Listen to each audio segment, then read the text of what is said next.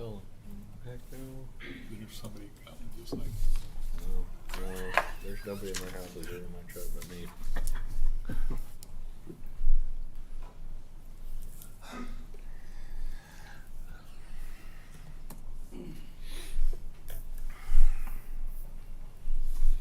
oh, I gotta call Karen.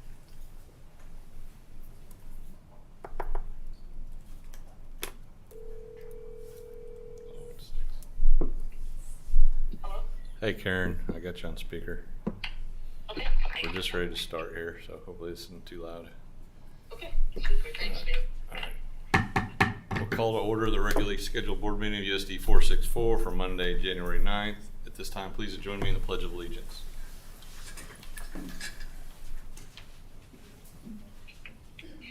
I pledge Allegiance to the flag of the United States of America and to the republic for which it stands, one nation, under God, indivisible, with liberty and justice for all.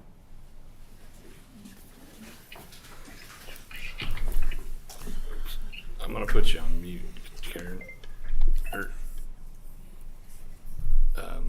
Or maybe you put your phone on mute, and then if you need to talk to me, I'll leave you. I don't want to mute you, I guess. So, Okay. all right. Alright. All right.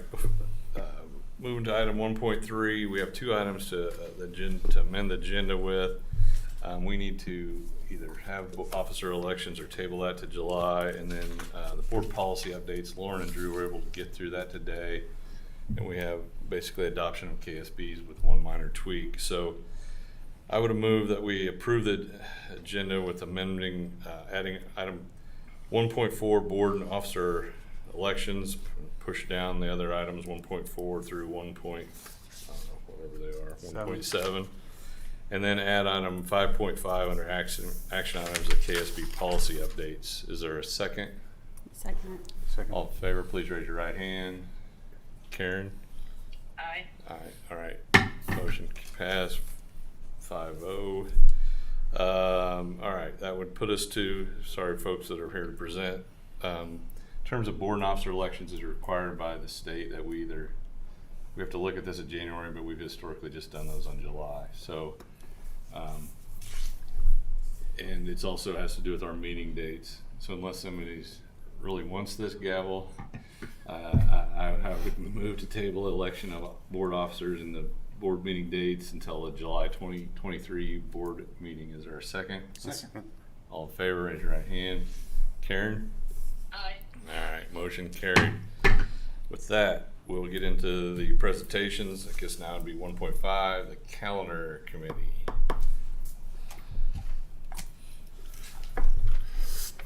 Hello. Hello. You pull it down. We represent the Calendar Committee, which is a committee established by the Master Employment Manual for Certified Employees. The purpose of the Calendar Committee is to develop a school year calendar to be presented to the Board of Education for consideration. The Calendar Committee met multiple times during the first semester and developed 3 draft calendars. Staff was then surveyed for their feedback on the draft calendars. Based on the survey results, the Calendar Committee recommends that the Board of Education approve Draft B for the 2023-2024 calendar. And draft B is in your action items 5.3.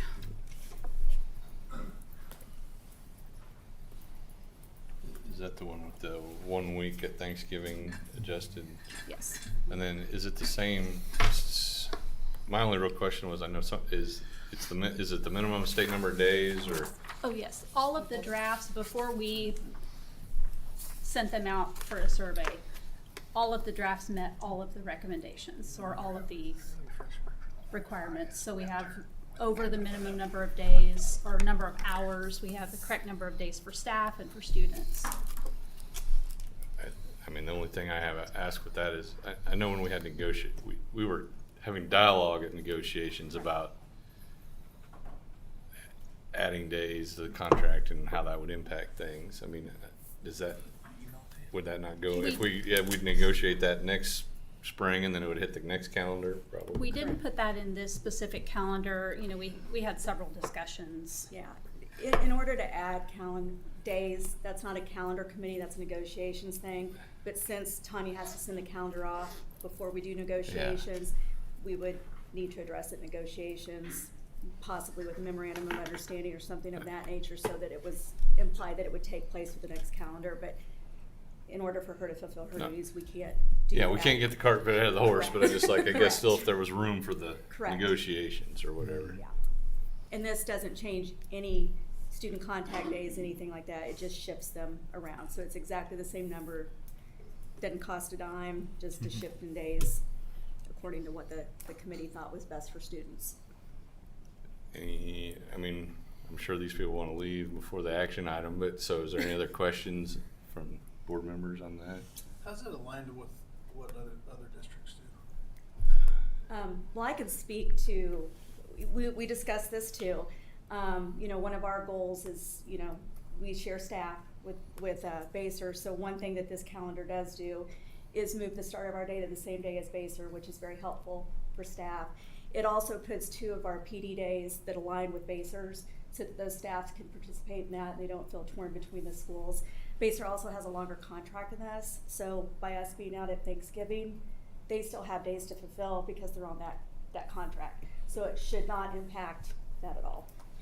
And we did look at all of our league We did. schools in addition to Baser. And it's a mix. There's part that do and part that don't. They all have different requirements of number of days of students and staff. PD days, they have different number of those, different work days. So we aligned as closely as we could. We did make sure that our holidays were aligned accurately. Conferences. Yes, especially spring break too, because that affects a lot of basketball state tournaments and whatnot. So we've always aligned with those schools for that. I think one thing I'd add to the board is I thought this year in particular, it was the most thorough effort by the committee to have staff input, which I thought was extremely important. And I mean, they met how many, three times at least. And so it's well thought out. And I would recommend we approve draft B when we get to that point. Any other questions, thoughts, comments? Thank you for time and presenting. Thank you. All right, TS Playground, Mr. Mann, Mr. Henry, and team there. Team.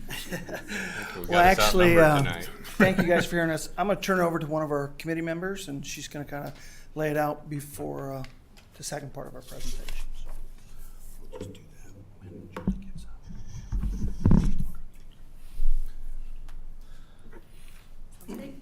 Good evening. My name is Reagan Proctor, and I am a preschool teacher at Tonganoxie Elementary School. I'm speaking on behalf of the Playground Committee from the elementary school. The other members that are with me today are Rachel Reynolds, she's a kindergarten teacher. Stephanie Lang is a 3rd grade teacher.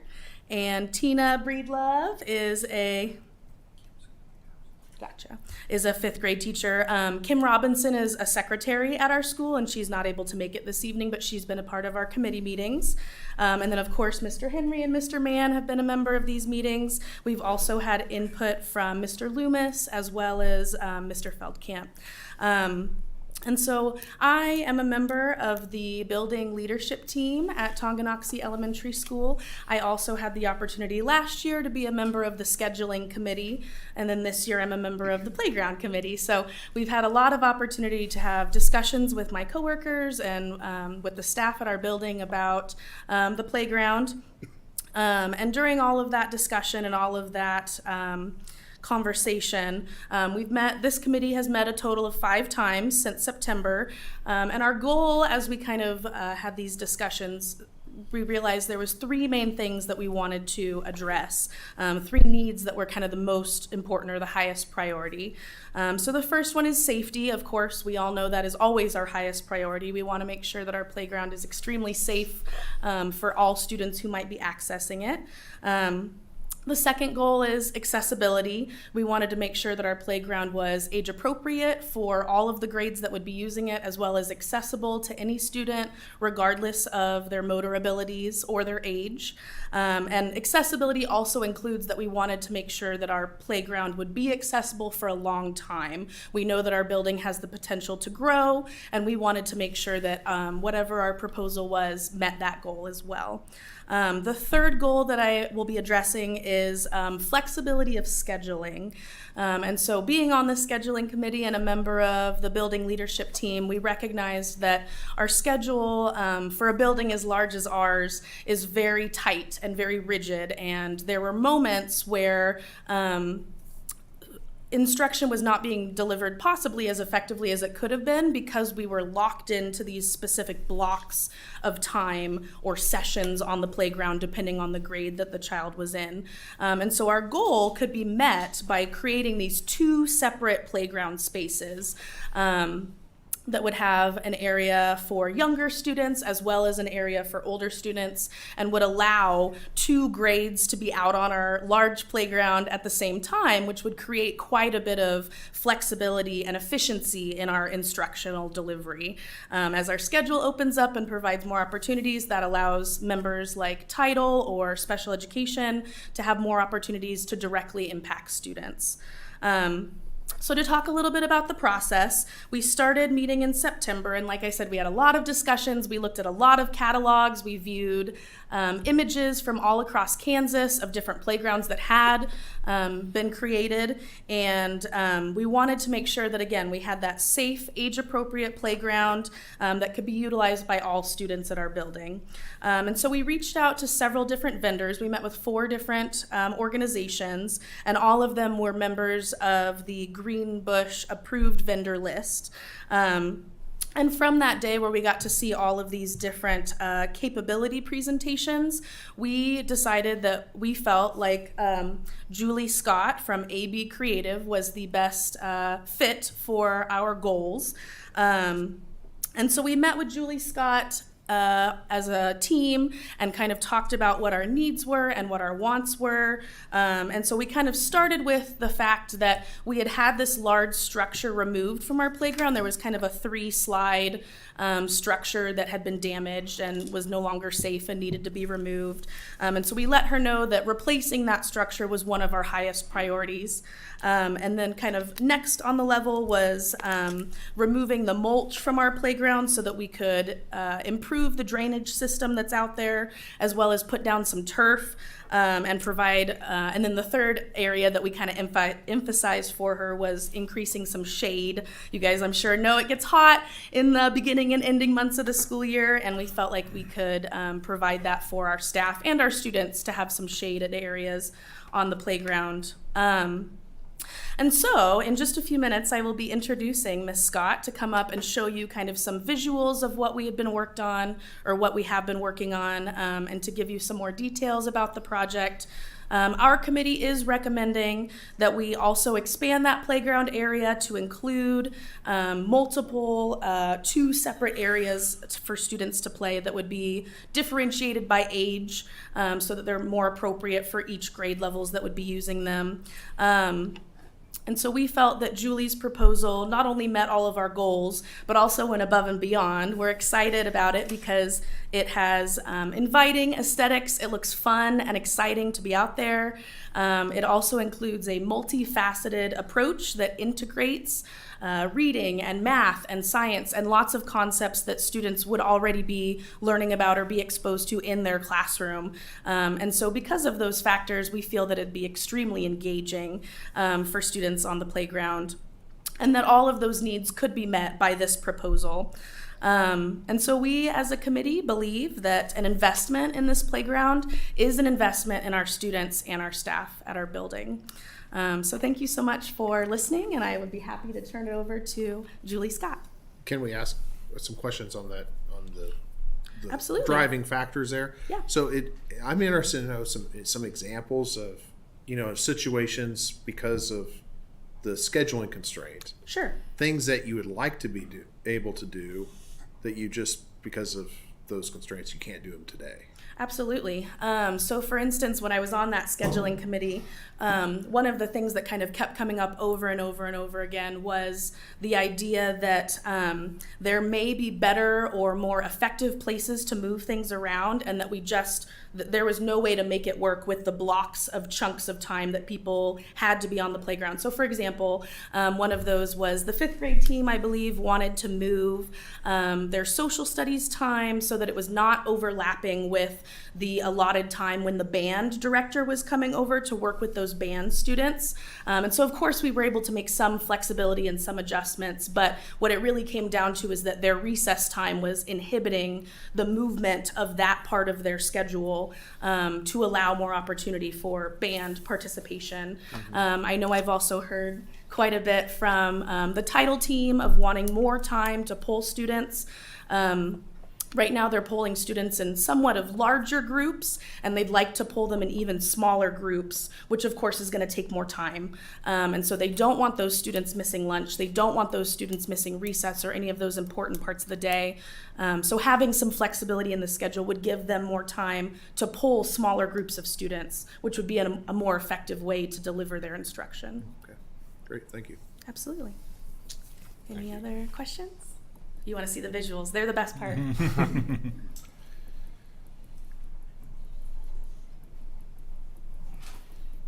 Hello, I'm Julie Scott. Thank you so much for having me. I'm not used to speakers and you can I see it on there? We're still getting used to this too. Oh, we got video monitors everywhere. Okay, so I can switch. Can I go back? Hello, I'm Julie Scott. I am with AB Creative. AB Creative has been in business since 1993. We've been designing and installing playgrounds for a lot of years. I have been doing this since 1996. Actually, my first job out of college was here as a 6th grade teacher, so it's kind of good to be back in a different capacity, obviously, but went to Colorado and came back, and I've been doing this ever since. So I'm really excited to share what we've come up with as a committee. They put a lot of thought into it. We've really tried to do something that would be really helpful for the kids to be able to get out and run and move, and they have a huge playground, but I think that some of these enrichment activities enhance their playground experience immensely. So what you see on the screen right now is really for the younger population. You can see a fence that kind of is on the right hand side of your screen. That you can see in the next screen I'll show you. That will go further south, so you will actually, and it's kind of hard to, I don't have a pointer. Can I? Yeah. Okay. Yeah, absolutely. So this is actually the south side. So this is the building. So you would be kind of looking out at the playground right now. So the slide faces north. So there's another slide over here that's a roller slide. So we've got one facing south, one facing north. This area right here is a sensory station for children with autism and sensory processing disorder. Yeah, they can't hear you if you're far away from there. I mean, You're good. But he's got one right here. He just can't turned hear his if you on. want. Sorry. For you. Sorry to interrupt you. We're exercising here. Which is what the kids are going to be doing on the playground too. So this area is for the younger kiddos. There are numerous activities for them to climb. They can slide. There's no monkey bars necessarily for this age group. They have the ability to climb on all the existing equipment, which I don't show, but that's on this side. So even though you don't see it, we're not removing any of your existing playground. So all of this would actually just be adding to your existing space.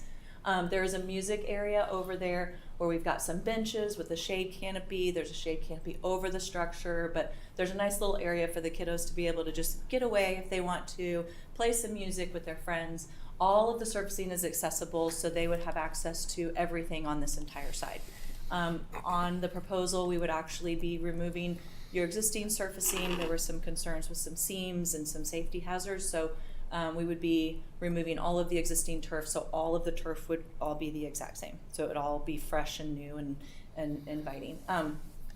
This, excuse me, this area is for the younger kids, but it also goes all the way down. And what you don't see, because if I make it so big you wouldn't be able to see all of the details, there would be room for soccer goals for the younger kids, so they would have their own soccer goals. The fence would go pretty far south and then cut over, so it would be really easy to maintain. Mitch was excited about having 2 separate spaces and yet still be able to get his mowers and everything in there.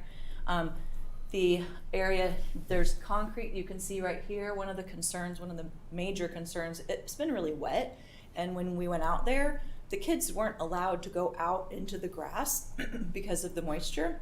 So this would enable the younger kids to have a space on hard surface. On the other side of the grass, you would actually even have more. So we're adding like over 6,000 square feet of concrete surfacing, so they would have more places to play when it's inclement weather. Not only will the surfacing be changed over from wood fiber to turf, so they'll have access to all of that now because the wood fiber gets pretty mushy, but you also have a nice hard play area. And I'm going to show you a better picture. This is exciting, but it gets way better because space. Okay, so this is probably the best image. Can I go back? I just like to point, sorry. So this is the drive. So if I was the building, I would be right here. So you're looking out of the playground. Your existing structure would stay. So it's safe, it's compliant, so you'd still have your existing structure. You've got some tall slides, you've got some good monkey bars. Again, I try to do all the elements of play: sliding, spinning, brachiating, climbing, just a lot of different variety of things. The older kids' playground is over there. Again, everything would stay the same. So you would still have all the equipment that you have now, and you would also have all the equipment that you have now on the little guys area. But now there's a fence that goes between the 2 playgrounds, and you would have all of the areas over here and over here. There's a gaga pit on this side, there would be a funnel ball and a gaga pit on this side, there would also be soccer goals. So you've got a lot of things for the younger kids to do, but then the older kids, you have even more because you've got the large rope structure. Berliner rope structures they're just amazing. They're super fun. They give the kids options. They can climb this way one time, they can go this way another time, they can climb even more aggressively, they can get to the top, they can perch. It looks pretty tall, but they won't fall from that height. The fall height on that one is 6 foot, so you're only falling from 6 foot if you fall. In terms of that structure, it has a really tall slide, but it's enclosed at the top, so they won't fall off of the slide. This right here is a bullseye. There's 2 bullseyes, so they can kind of play cornhole. They can play different games, but I put a custom panel here where it will keep track of their score, so they can like move the little peg over however many times that they would need to let's say the red is 3 points, then they could move their little puck over as they get the points. So this is kind of to keep track. Sometimes they don't necessarily use it for cornhole. Maybe they would want to just play tag and say, okay, this is home base. I mean, kids are really imaginative, and they will come up with all sorts of different things to do with that. There's a Volta. It's an inclusive spinner, so wheelchairs can get right up onto it. You can transfer from your wheelchair onto this device, and you can spin. Kids love it. We just put one in Eudora, and when I was over there, or maybe a year ago, and I was over there to talk about their servicing, and everybody was on the Volta. I mean, maybe 3 on the other like big playground, but most of the kids were piled on that. And I was like, you need another Volta. But that is a very, very popular piece. So they'll have that. Probably my favorite, even though the rope structure is amazing, probably my favorite part of this proposal is the fact that you've got basketball courts, which is awesome, but all of the different game options that we have on the bottom here, the movement piece at the top, it's got a canopy over the top of it. It's kind of like a Simon Says, so think of a big rainbow, Simon Says, and you have to run from one dot to the other when it lights up. So you're constantly moving. You can have your friends play against you. You can have it be a single person, see how many you can get. So you're going against yourself, going against a friend, going with multiple people. You can have, as many people. You can have a wheelchair, wheel right up to it, and the kiddo in the wheelchair can be in charge of a couple. It's a fun game for sure. We just did one in Liberty. The kids, it's not electronic from the standpoint of you have to take an extension cord out there and plug it in. It's self-generating, so you crank it up and it will power, and it'll say, power it up, and then it's like, oh, you're done. Like fast, like probably 10 seconds and you're fully charged, and you can play the game and it lights up, and it's quite fun. So there's one game, and again, getting their heart rate up without them I mean, electronics, the kids love electronics, but you don't want them doing this, you want them, you know, going. So that's one awesome piece. The P6 is another popular piece. That's the one in the middle. Think of Foursquare in the air. They're going like this, and the center person is queen or king. It's the highest player, and they rotate, and there's directions on the side for how to play, so the kids won't have, you know, to wonder how you play this game. But they're constantly doing this, which again, up in the air instead of this is great. Gaga, hugely popular. I don't know if you're familiar with it at all, but it's kind of like dodgeball, but yet if they go above the waist, then they're out because the ball will come out. It won't hit the kid. So you're trying to aim for their feet to get them out, and it will ricochet, and it will get them out because it will bounce across the wall. So great game. I actually have a bigger one for the older kids, and I have one, again, on the concrete that's over here for the younger kids. So each age group would be able to have the Gaga pit. I did a funnel ball because they have one basketball goal right over there, but that way they could do a ball toss for that age group as well. So there's lots of different games for both sides that they can play in addition to what they have. And again, you'll notice all of the shade, lots of different places for them to go. If they're really hot, they can cool off and then go back out and play. I'm trying to think if there's anything else. A couple of benches, teacher supervision points, you know, they can stand there, they can, you know, supervise and stay out of the sun, which would be nice. I'm trying to think if there's anything else. Oh, there's a mound here. So the mound is in the turf. It's made of turf, so the kids will roll up it or climb up it, roll down it. There's a tunnel so they can climb through it. So that's a really popular piece too. I think I've covered that. Go to one more screen. This is basically just another angle, so you can see this is now if you were flying over the soccer field and looking towards the building. This is just a different angle. Really, you can't really see anything different other than. So you have, you know, age groups. We have talked about the younger kids, but all the way up to 5th grade. It sounds like a lot of these Yes. are really Yeah, big kids would really enjoy. The older kids are from the fence west, and then from the fence east would be the younger kids. The age group is 5 to 12 for the left side. For the younger side, it's 2 to 12. So 5 to 12-year-olds could play on the east side, but it is rated for pre-K as well. Right. So if you have the younger kids, you're already covered with that 2 to 5 age group, because guidelines are broken into 2 to 5 and 5 to 12. So it's just 2 to 5. 2 to 5-year-olds have a stricter guideline than 5 to 12 in terms of heights of climbers, heights of slides, that sort of thing. So you will meet all the pre-K criteria by the east side, and on the west side, you'll be okay for the 5 to 12. So we've been kind of talking about this for a year or more, maybe several years. And when I'd be out, I'd look at other elementary schools, and we have one of the largest ones Yes. in Kansas. Yes. And I noticed that other schools smaller than us would have, you know, more equipment than what we had, and then we've removed one of them Right. since then. Is our current playground, you would consider on the small end of what the capacity, because they have ratings for playground equipment of, you know, student capacity. It varies between manufacturers, but you know, I'm just trying to understand, does this take us to like the middle of the range you would expect for a school of our size, or does it just get us in the low range? Is it on the high range, allows for some future growth? Or I would say for a school of your size, one, there's not a whole lot of schools of your size, but I would say you've got a lot. To say high end, low end, I mean, I deal with so many schools. You have a lot more than a lot of schools.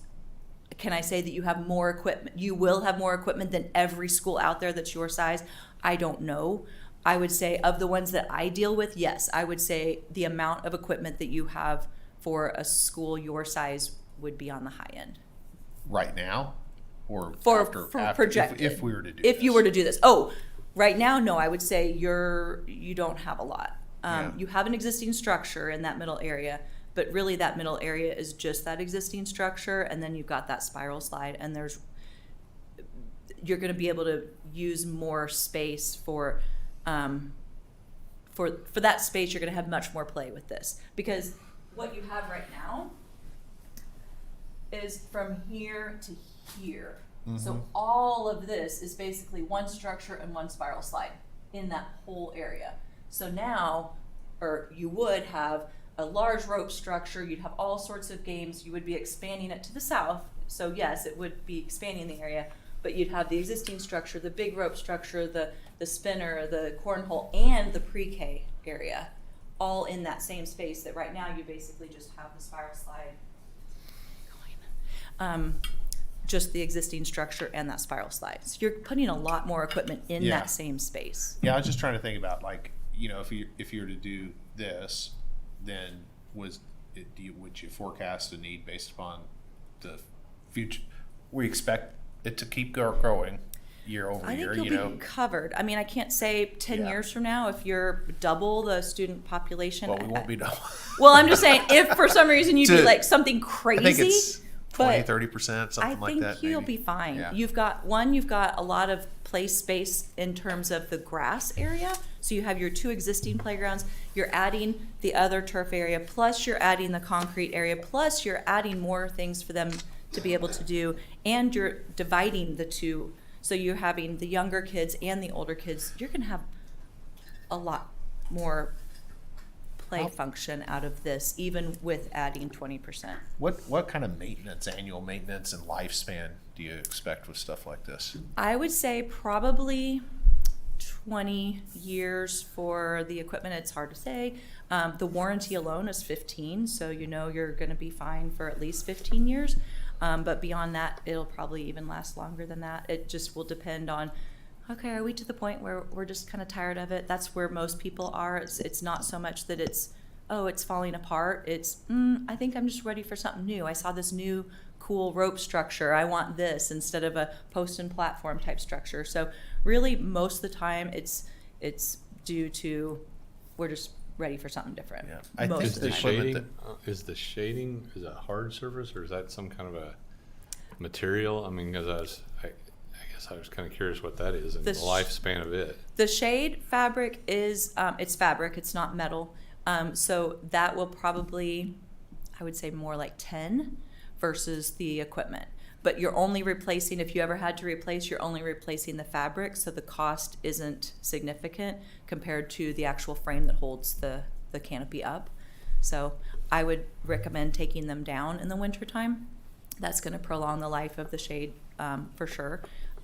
It also helps because if you have a really heavy wet snow, you want to take those canopies down or else the actual frame itself will collapse. So I highly recommend taking any shade down over the winter. So what kinds of things does the warranty cover? It covers, it's 100% for the equipment. So like if, let's say you have a cracked slide 14 years and 11 months from now, you say, hey, Julie, I've got a cracked slide. I'll take a picture. If you have a picture, you send it to me and you get a whole new slide for free. It does not cover the installation, but it does cover the freight. So you will get a new slide. You won't have to pay for a dime. It's not prorated. It's not like, okay, now you have to pay 14, 15. So the going rate of the slide at that time, which is crazy, you will get a new slide. It does not cover the swap out. What about like the musical? I've seen the little thing it has like a hammer to it, Uh-huh. but the hammer falls off. What happened? Like, are those things covered too? If the hammer falls off, probably wouldn't be covered. It would depend because it doesn't normally just fall off. There's a steel cable that is actually connected, and knock on wood, we have not had that problem. And that's really The one at weird my because you building would fell think. off in like 6 months. It came Which off one? Really fast. I'm at Baser, but it came off really, really quickly off Oh. that cable, and that's why I was just wondering if. Okay. Well, nobody told me, so I don't know. Yeah, if we, I mean, the actual mallet itself isn't super expensive, but it would just depend. Now I'm gonna have to call Sherry and say, okay, So why it did just you- depends on what I guess what the item is and. what it's made of? The music items are, so I represent a lot of companies. So the post and platform structure is from Burke. The Serenity Spot is from Burke. The rope structure is from Berliner. The percussion play, the music stuff is from Percussion Play. So it's nice because you get a variety of different types of equipment, and we vet them all to make sure that you're getting quality equipment. So the Percussion Play items, like I said, I have not had anybody say that anything's fallen off. So I'm gonna have to check. But the mallet itself, if it falls off within like a very short period of time, we as AB Creative would probably say, okay, we're just going to get you another one, because that wouldn't be right. But if it's a long time and somebody cuts the stainless steel cable or something, then that's different.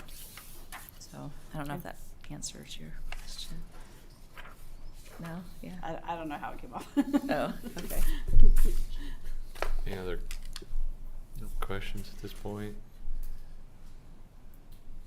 Well, I guess if it's all different companies, then how do you know the blues match and the reds match and the? Well, the reds and the blue. So we have powder coating, like the RAL number, so we can match it exactly. But I also try when I deal with different manufacturers, I try to make it so that, like, let's say the plastic would be red, and then on the structure from a different manufacturer, I would say maybe not the plastic be red, maybe the steel be red, so that I'm not comparing two steel colors the same, because when you have different textures, it might look similar, but it won't be exactly the same. But when it's a different texture, it kind of tricks your eye. So it may not match it perfectly, but it's going to be spread across the playground. Your existing structure is not from Burke or Berliner, so the reds and the yellows and the blues aren't going to match exactly, honest. But again, we're trying to make, like, your existing plastic is blue, so I intentionally didn't put your blue plastic on there. I put red so that nobody says, oh, well, that blue plastic is different than this blue plastic. The blue climbers, let's say, are going to look similar enough to the slide that it will be a cohesive playground without it matching exactly. Any other questions? And we're not taking anything, it's like the existing slot swings and all that stays, it's just, this is additive to all that. There's one, the spiral slide does have, it's probably a liability. The spiral slide is about right here, right now. So your existing structure is here, and the spiral slide is about right there. Didn't we And add? it has a Didn't we add like a ADA swing or something? Yes. That was some donated, And that's things staying. like that, it's like we want to maintain unless it's I not think working. the only one that they talked about removing, and I've talked to Mitch about it, when we looked at it, and Julia's made a comment that you probably want for the liability is that spiral slide, because the stairs are beginning, the rubber coating's coming off, it's rough, kid falls, those things. I think some of the photos that Drew had shared, and we shared, show that, but other than that, everything else Is that a piece that was relocated? I believe So it's not new to the building. It's I think a lot of that equipment was relocated. so it's older than the building. Yeah.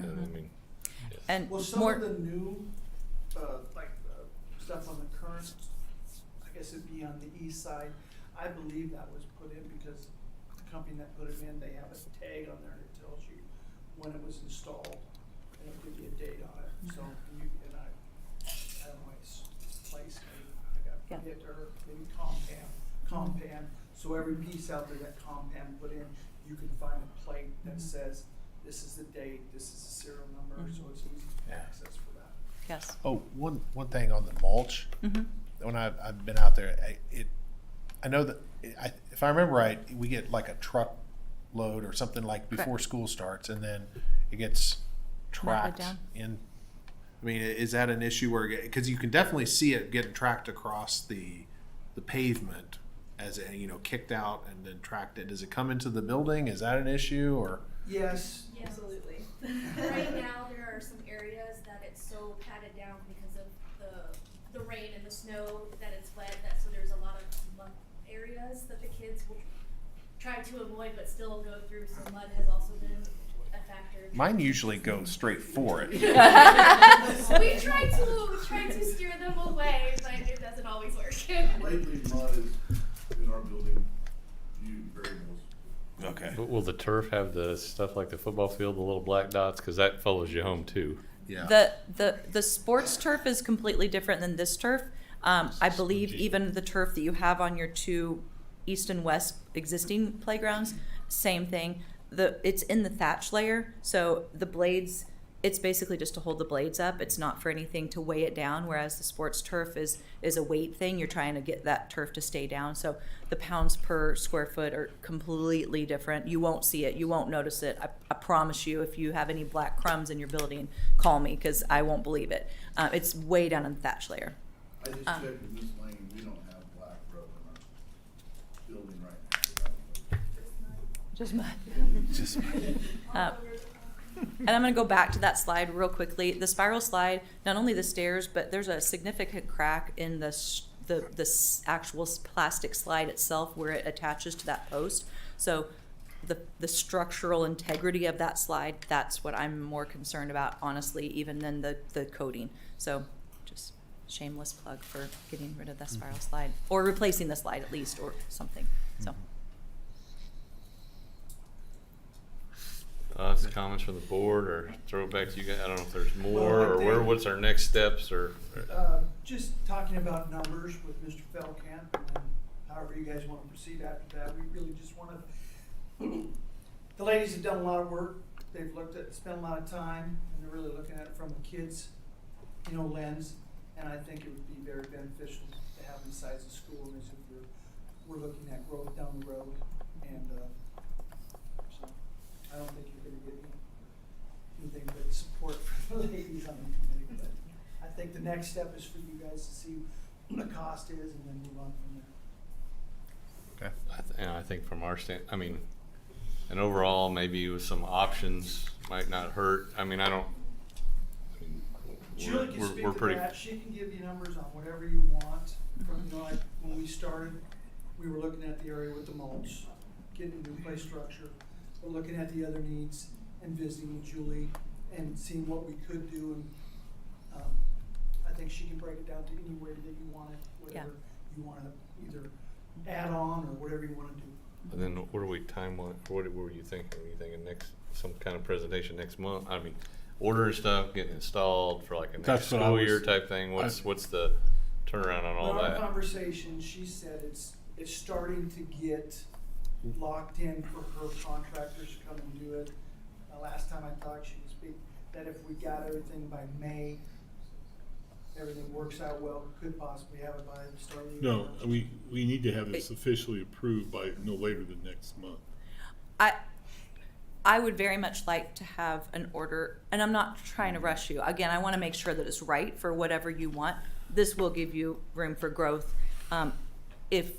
If any part of this doesn't sit right with you, if you don't like something, obviously get back with me so I can try to make a change, because ideally I would like to have the board approve a playground, maybe not this exact one, but some sort of something, because the sooner we get the order and the sooner we can get it on the install schedule. Shipping wise, the Burke stuff, the majority of the items would be like 4 to 5 weeks. So you're thinking, oh, this is easy, we can order this in May. But Berliner, it comes from Berlin, Germany, so it does take a little bit longer. But more so, it's the install schedule. If you want it done in the summer months, that's when our craziness is That's when upon everybody us. wants it. It's when everybody wants it, exactly, especially schools, and I only deal with schools. So, we've got North Kansas City, we're doing, 21 and 08, that we do have a lot of projects going on, but you are, we want to get you done in the summer. So the sooner that you can get us something so that we can then turn around and put you on the schedule and say, we're gonna start yours. So what we normally do is say, when you get us the order, I'll say, okay, when do you want us to start? And if you say June 1, then we put you on the schedule and we say, okay, this is what our target is, weather permitting. We will start, this is our timeline, and I will give you kind of a, hey, we're gonna excavate all the mulch. We're gonna wait for it to dry out because we've got a little bit of dry time. Then we will come in and we will do the drainage. And we will then, I'll give you the kind of the timeline so that so that you can, hold us accountable and say, why aren't you here? I normally am pretty good about keeping everybody abreast of, okay, this is why the guys aren't there this day because it's too wet, we're going somewhere else. So I'll keep you posted on progress as the time goes. But we will give you that tentative schedule. And that's why it's so important to get it early so that we can get it, booked, so to speak. So anyway. Yeah, I think we can agree to have something on the agenda next month that kind of Yeah. keep pushing it through. I know why Sorry. you didn't have it for the presentation, but do you have any pictures of the playground overlaid with the actual building in it? So we, From Like a bird's eye view? Yeah. Like a Google Earth image? I can get you one with it, and I That'd can be send good. it. and I understand you won't see the detail, but just kind of what do we have now versus what Okay. we have going forward? Yeah, I can get you that. Anything else, anyone? So we'll look at visiting at some level on this next month, start looking at costs and see if we can't get something Right. rolling. Thanks, Julie. Karen, Thank you. Yeah. Karen, anything? Sorry. She's still there. No, I'm good. All right, thank you. Sorry. Chris have a question? No, he was making Oh, sure Karen okay. didn't have any. Okay. Thank you guys for your committee, your multiple meetings Thank and you. coming tonight and presenting. Thank you. I'd like to have is- Aaron go first, and then is Mr. if he's not here, Okay. because he has another presentation tonight too. Okay, so all right, we'll tie the two together if we need to. we'll have Aaron go ahead. Thank you guys.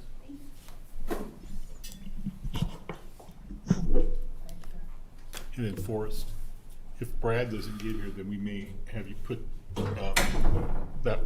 the bleacher presentation up for Erin, because I'm not sure she has that.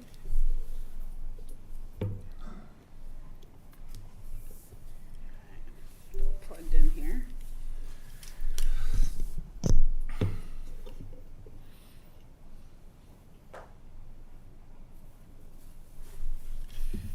There we go. All right. Hopefully this is pretty short and sweet. Wrapping up the big portion of the bond project here. So real quick, where we are at on overall project budget, overall bond value still holding tight. Got the contingency detail here. No changes from last month's update. Still forecasting on the district GMP contingency. There's still we had a couple change orders come through this last month, but still a couple floating out there that we're trying to wrap up. And then forecasting the district project contingency for the potential CTE improvements. In terms of substantial completion dates, officially achieved the gym athletics edition substantial completion as of 12/28. So that has been all turned over, and hopefully most, if not all of you, have had a chance to get over there and see it. So obviously took out all the weather days as we were completion here. Key deliverables and inspections, we did do a full punch list on the gym. We'll talk about some lingering items on that here in a minute. And then I didn't get the information before I put this report together, but the roofing manufacturer has been out and done their final inspection as well to get the warranty for the roof area over there. So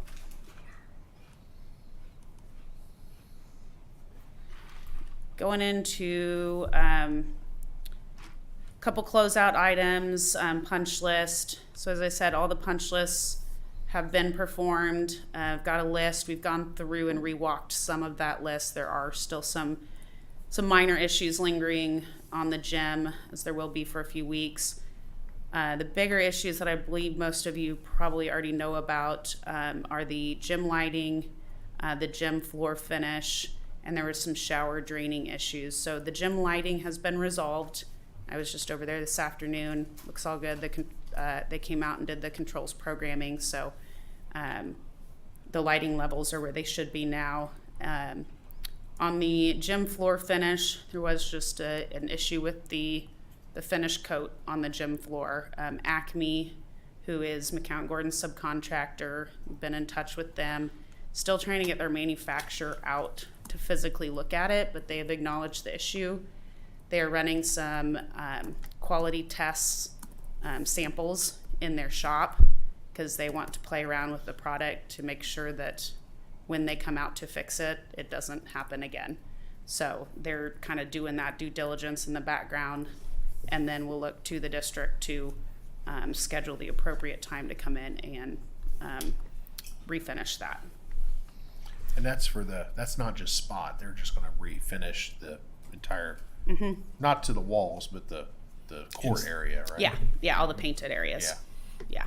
So if they've done other gymnasium floors, then how in the world, like, do they not know what product works? I don't think I can't give you a really clear answer to that. And Have they not done other gym floors? oh no, they've done a ton. Okay. Apparently the manufacturer has had this issue maybe once before, not a lot. And I don't know if it's a weird environmental condition that aligns just right with the state of the drying when they put the finish coat on, or some kind of reaction between the paint and the finish. And from the conversations I had, it's very, very technical, and I think that's why they're rerunning these samples in their shop, just to do it again and see if they can recreate it before they try to refinish it. So, they want to make sure that they know what they plan to do is going to work the second time. And that's no cost to the, Correct. to us.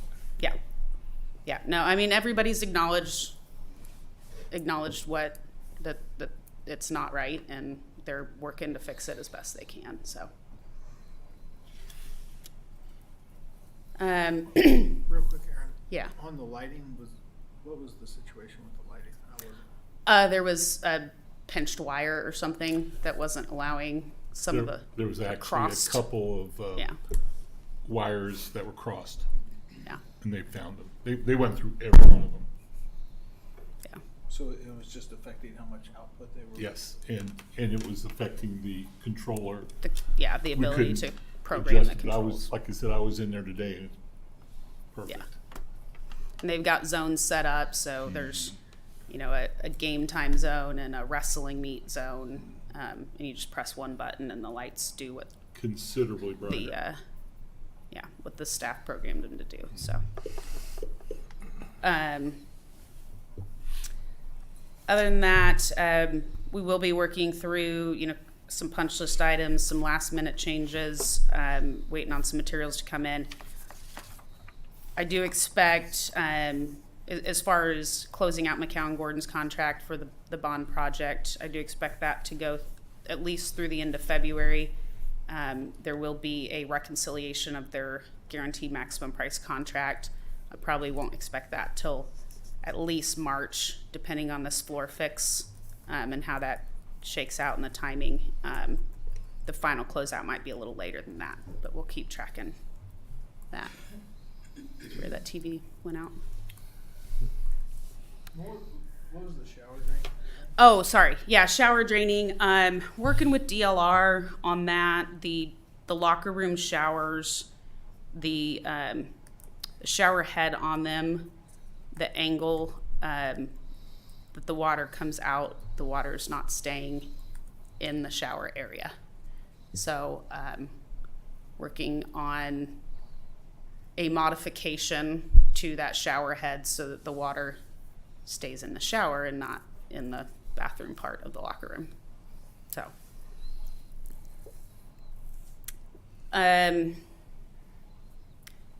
furniture and FF&E, I didn't put this in here, but we are still working through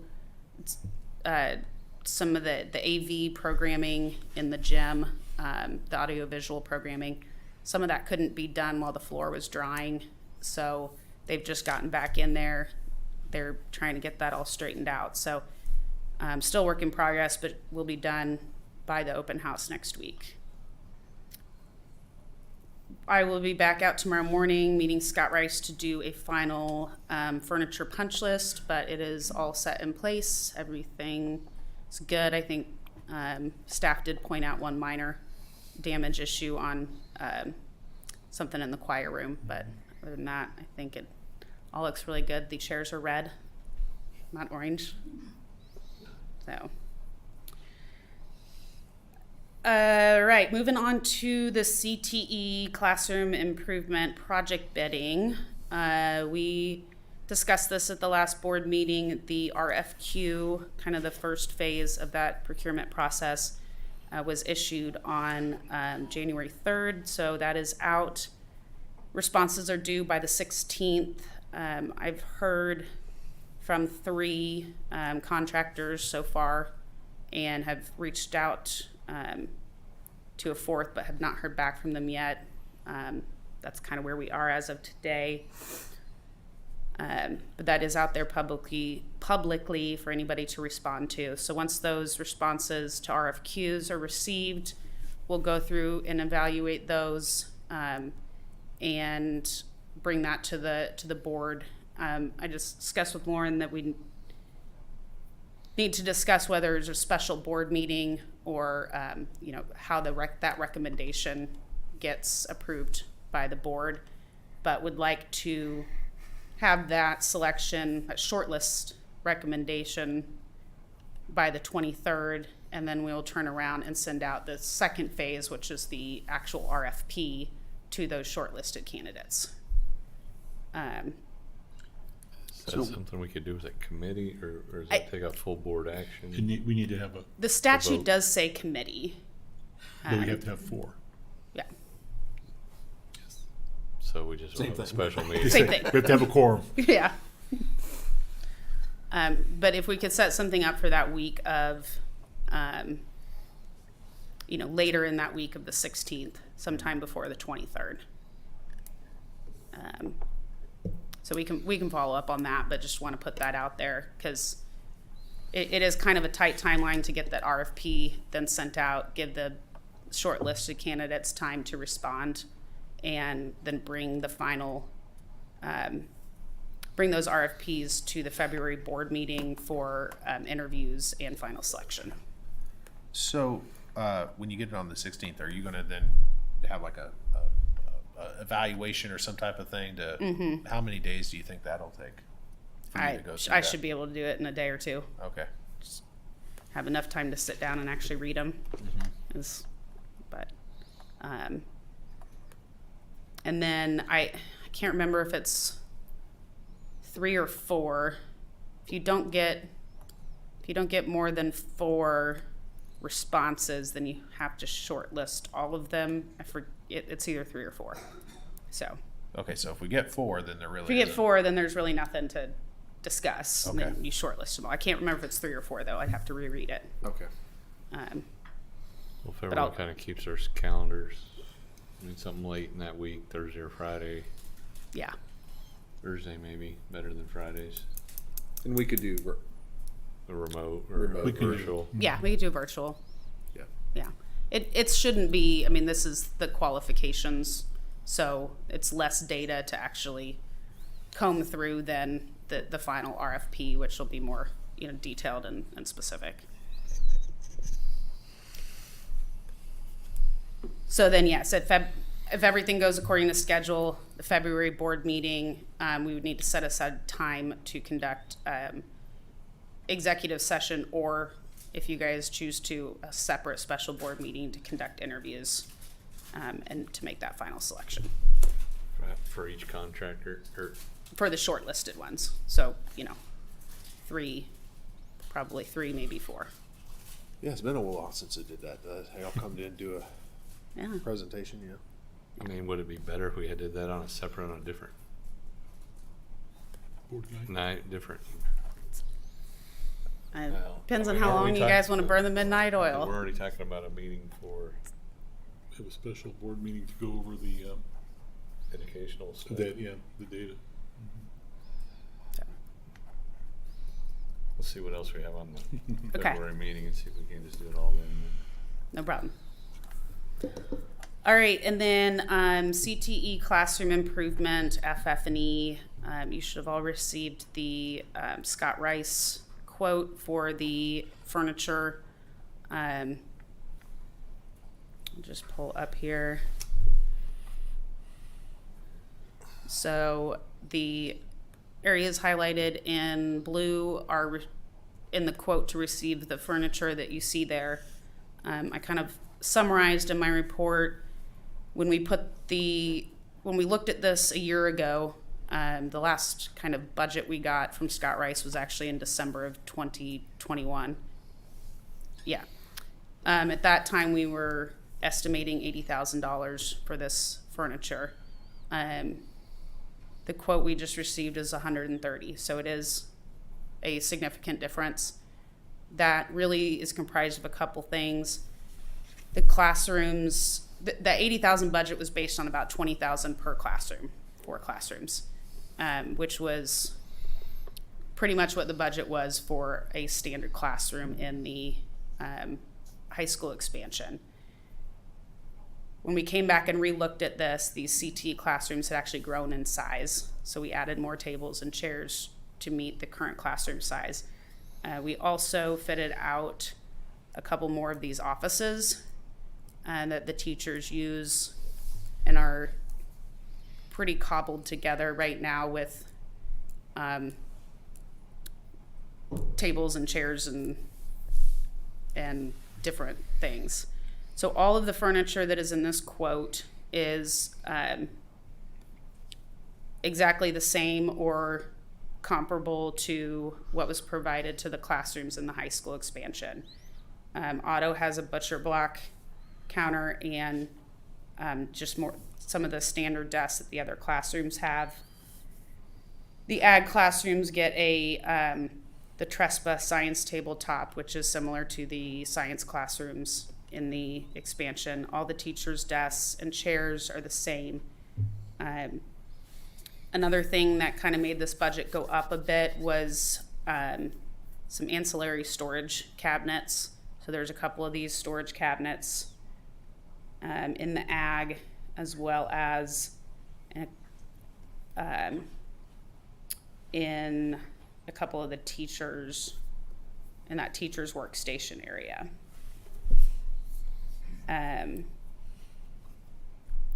The other thing that kind of bumped up the budget as well, I can get to the right page, CAD classroom.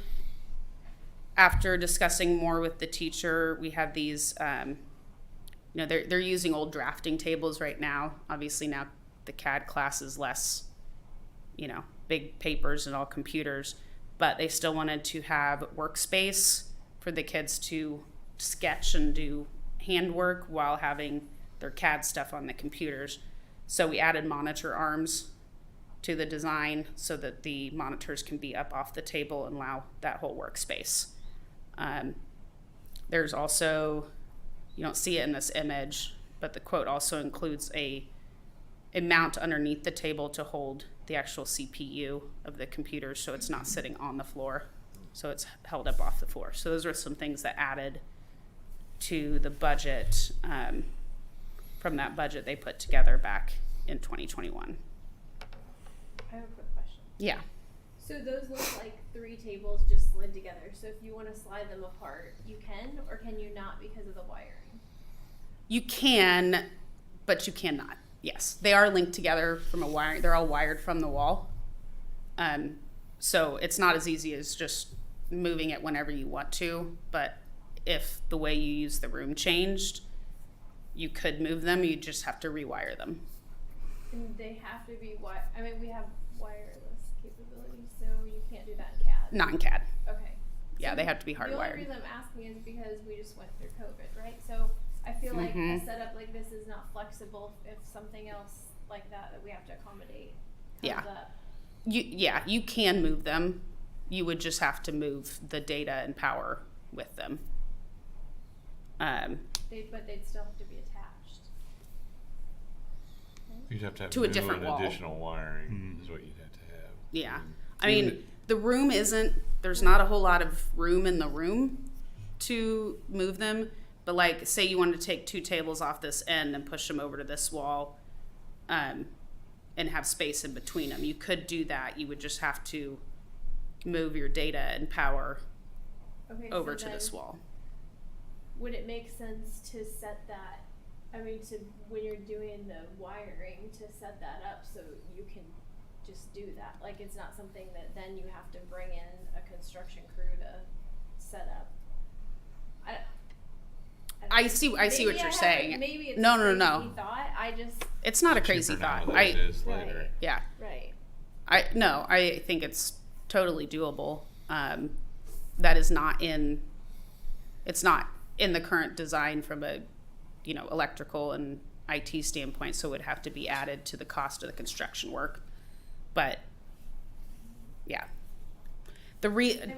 I'll just point out too, part of the reason why they're all put to the side here, we did talk about a couple different layouts, is really for flow. So they come in this room or in this door here, and the teachers' workrooms are down here, and they wanted to have kind of this flow around the edge of the room. There's this other door here, so that was kind of why they were pushed all together. And then you can have all the data and all the power come from one place versus two places, and it's just more efficient. But I totally see what you're saying, and that can be done, and it's just a cost on the construction side. When really you can, so you could, I don't know what that little rectangle thing is down here. Where this? That is the plotter. Their big printer. So that's on rollers, so you can move that. No. No. It's power data connected into the wall, and it's on a, yeah. So there's 6 tables, so really, like when you're looking at wiring, you could put, I don't know if it fits, it just looks like it might. Like you could put 3, wiring for 3 tables that way and 3 tables that way. 3. Like, I mean, Like this? I don't know. I'm not sure. I don't need to solve it. But Yeah. the moral of the story is, I just think maybe it's something that could be looked at. I was That's just, gonna be this in is the the next way, section. this is the way the teacher wanted the room set up. So we kind of went with their advice, so. I think that's fabulous. Yeah. I'm just saying, like, maybe. You're saying to plan ahead. That's part of it is in the bid part that we're doing next, not the furniture setup. Right. And yeah, and if we want to look at future proofing and plan for more data and power locations, we can add that during the bid process or during the construction process for that matter. Yeah. So we're buying furniture for spaces that are not going to change? Meaning? That we're purchasing this furniture and we're absolutely not going to renovate, remodel, or change any of our rooms. I don't know that. I mean, Just asking. This project is renovating the rooms. Right, but the space, we're not going to add walls, take a wall out, or the shell of that room is going to stay the same. Correct. Not going to change. Not now. I can't say what you guys might do in 10 years. Okay. But as part of this project, it's not changing. Okay. Yeah. There was some discussion about moving this wall over to make this room a little bigger, but it's just really cost prohibitive for the benefit. Okay. That's kind of what we discussed. So on the price of the furniture changing from the $80K to the $130K, if we were to approve that tonight, does that lock us in, or is it still? Yes. Yes. If there are concerns about the cost of it, I mean, the things we kind of looked at, and I pointed a few of them out that kind of pushed that up, were the monitor arms and the CPU holders. Those could be sourced separately or not at all, but I think they do. Talking to the teacher, he would like that to give more workspace. And then just some of these, ancillary storage cabinets could be sourced otherwise. I can say there is a need for them. They have a lot of stuff to store, being labs and tech classes and stuff. So they do need the storage, but whether it's through the steel case Scott Rice line, there could be a slightly more efficient way to procure that potentially. Well, do we know? I mean, so it's 50,000 more. I mean, is that 10% increased students and 90% inflation, or is that? You know, I did not 50-50? I did not do the math. Okay. I did not go through and look at that very detail. I can tell you what I did look at was the quote is broken down by room. So that 20,000 per room quote budget that we had originally set, auto is under that. The two ag classrooms are about $30K each. And then the CAD classroom was, I just went through these numbers and of course I've forgotten them. About 50. It seems to be a lot. Was 30 as well. The CAD classroom is 30 as well. And then adding on, the offices are not much. One of them has the 2 desks in it, so that one's 65, so 3,000 each, and then the other ones are like 2,000 each. So, Kind of, I don't know. It's a So- lot of money, but it is kind of is what it is. We Yeah. kind of agreed that we would give these some more, Yeah, so more you had popular about- programs. yeah, you had about 10 furnishing the offices. You had about another 15 between the computer arms and mounts and the storage cabinets. So, you know, that's a big portion of the 50 that it's over the original budget. And then, yeah, then you had some escalation, which is probably, you know, in the 7 to 10% range. And then the increase in class size, I think we added 3 or 4 desks per ag classroom. Some of this, I don't know if it moves the needle when you're talking about $50,000, but like there's some storage shelves in here that are $850 a piece. Yeah. And I wonder if there aren't more cost-effective ways to do that by. There are, but I mean, I think you guys have bought some storage cabinets outside of the steel case, and they're still $400 or $500. So, yes, you save money.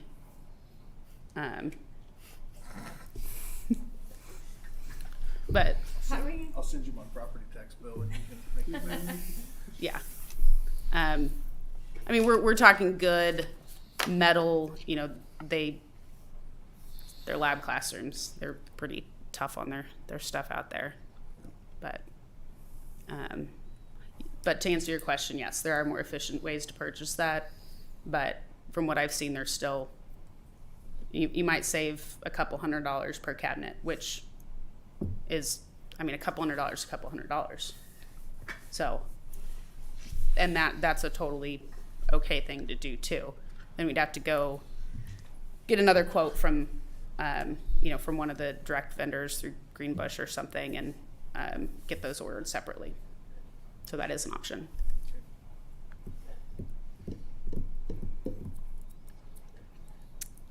Okay, any other questions on the furniture?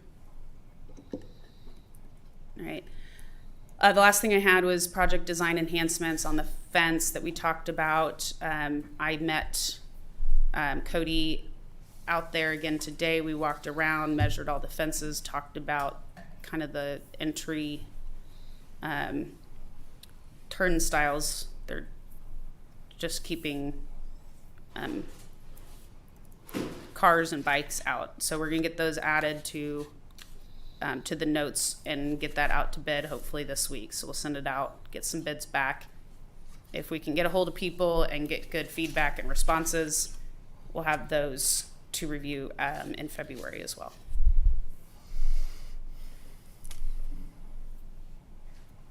Okay. I have a quick question. Yeah. So, when you look at the building, we have new, and in the center, I was under the understanding that we were gonna like power wash that to make it look a little better. And then we have the old signage on there that doesn't match the other signage we put up, which I thought was coming down, but then I heard it wasn't coming down. So can you clarify that? Yeah. So it is not called to come down, the old signage. It can come down.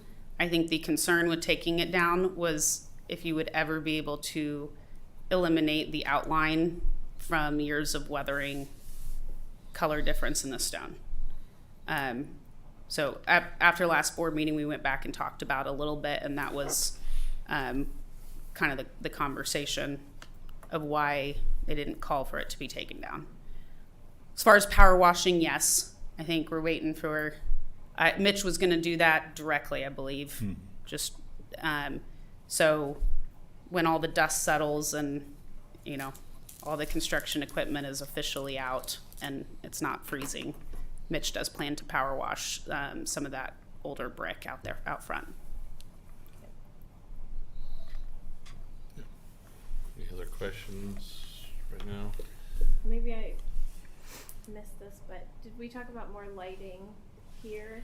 Has that been talked about more? Yes. I don't know. We haven't talked about it yet. Okay.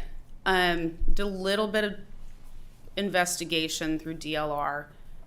There is the ability to add some lighting out there, but it's very cost prohibitive for you guys to add it coming from the building because there is not a way to get it out there. So DLR's engineer's suggestion was to go talk to KDOT about possibly getting some lights on some highway lights out there, and that would give you more directly addressing the concerns, which is how dark that entryway is. Just you have limitations from KDOT on how much light spillage you can have from your property onto the highway. So that limits what you can do to actually highlight and brighten that entry.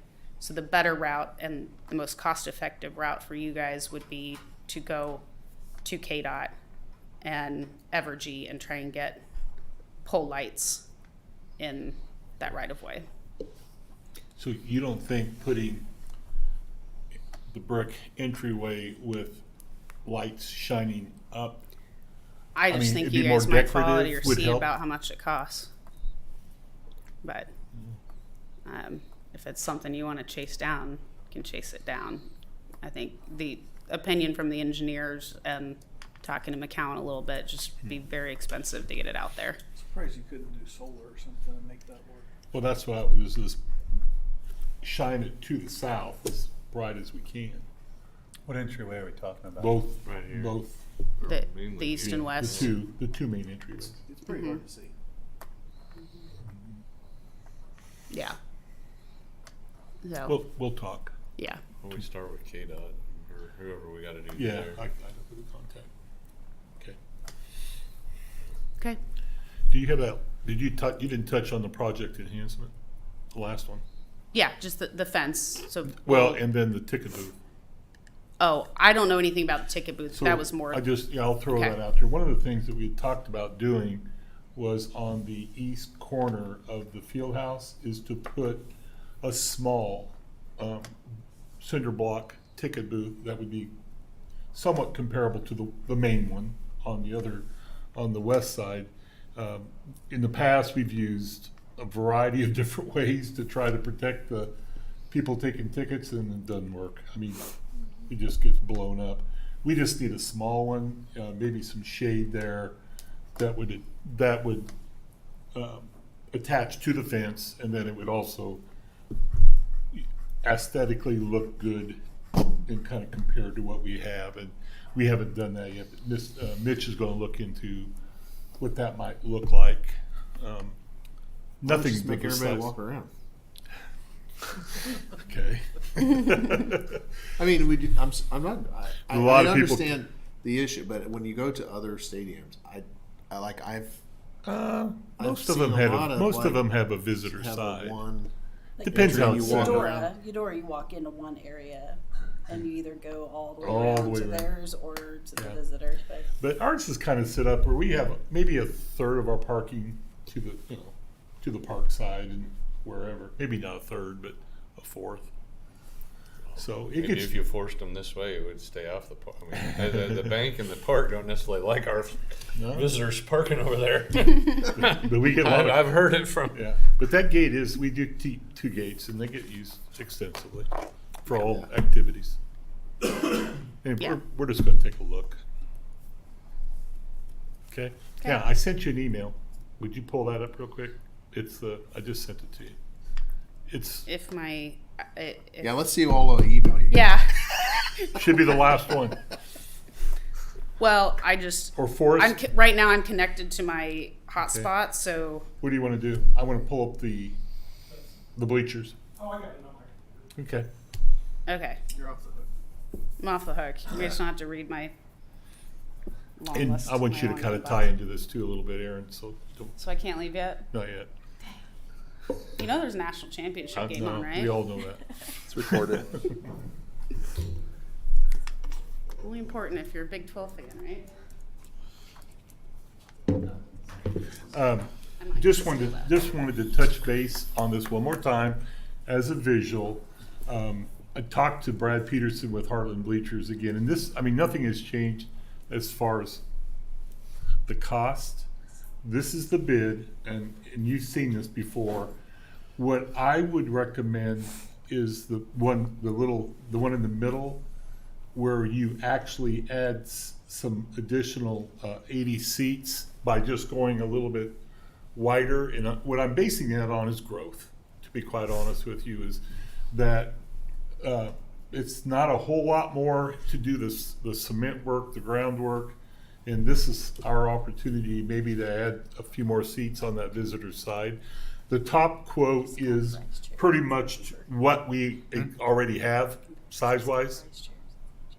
The one in the middle, same as above with 115, is just a little bit bigger. And that's about all that's going to fit in there. Is the 660, I gotta refresh myself, the 660 seats what that side would hold?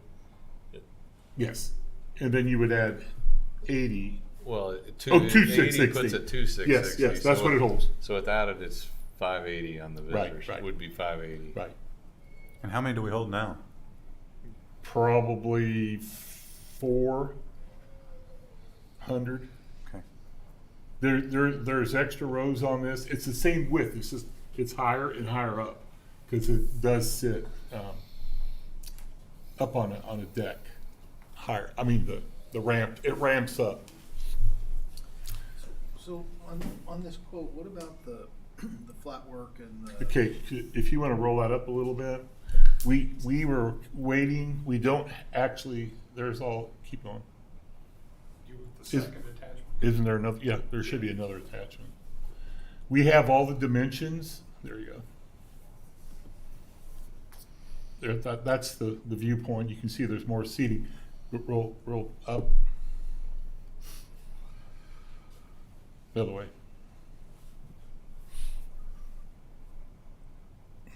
Keep going. There you go. So there's your dimensions, Justin.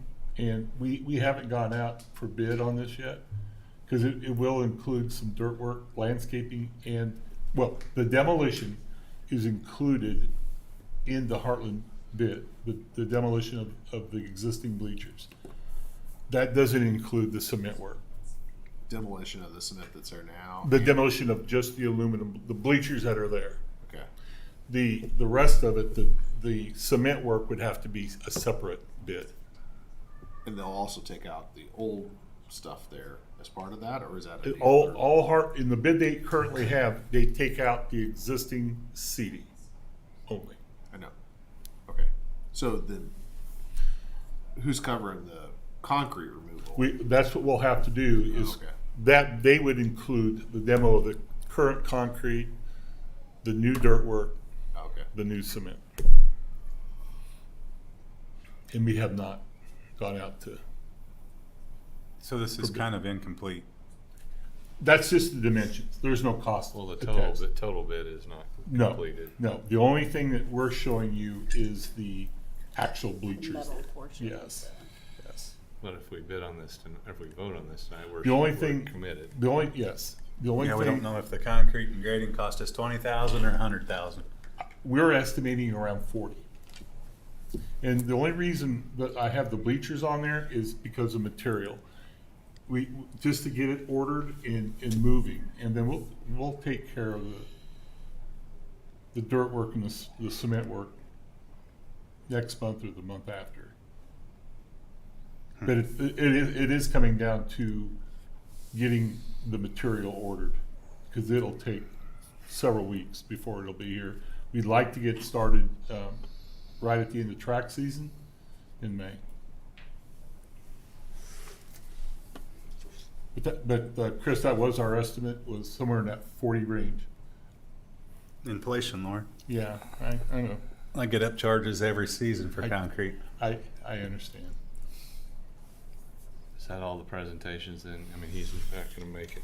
I mean, we've No, already but had no, I his just want to bring it presentation. back up, and really this is more about the product itself of committing to X amount of seats, X amount of size for the bleachers. And then we'll bid the cement flat work accordingly. So that's what I have. All right. I guess with this, we'll move into the consent agenda. Is there a motion to approve the consent agenda?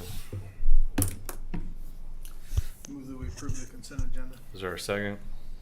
I second it. All in favor, please raise your right hand. Carried. Aye. All right, motion carried. I guess that puts us to reports, or any patron comments, reports, Lauren? Okay, so I have a couple of things that I don't have on here, but I'll go through this pretty quickly. On the athletic wing open house on Monday night, the doors open at 4:30, and of course the girls' game starts at 5:30. So there'll be ample time to tour most of the facility besides the locker rooms. Obviously, we're going to try to give an opportunity. The coaches are going to try to work so that maybe people can take a peek in there, but because it's a game night, we have to kind of be careful.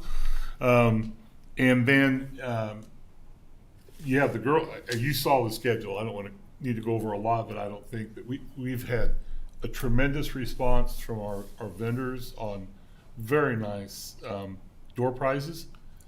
Kaya is going to be meeting with me tomorrow to finalize a lot of that.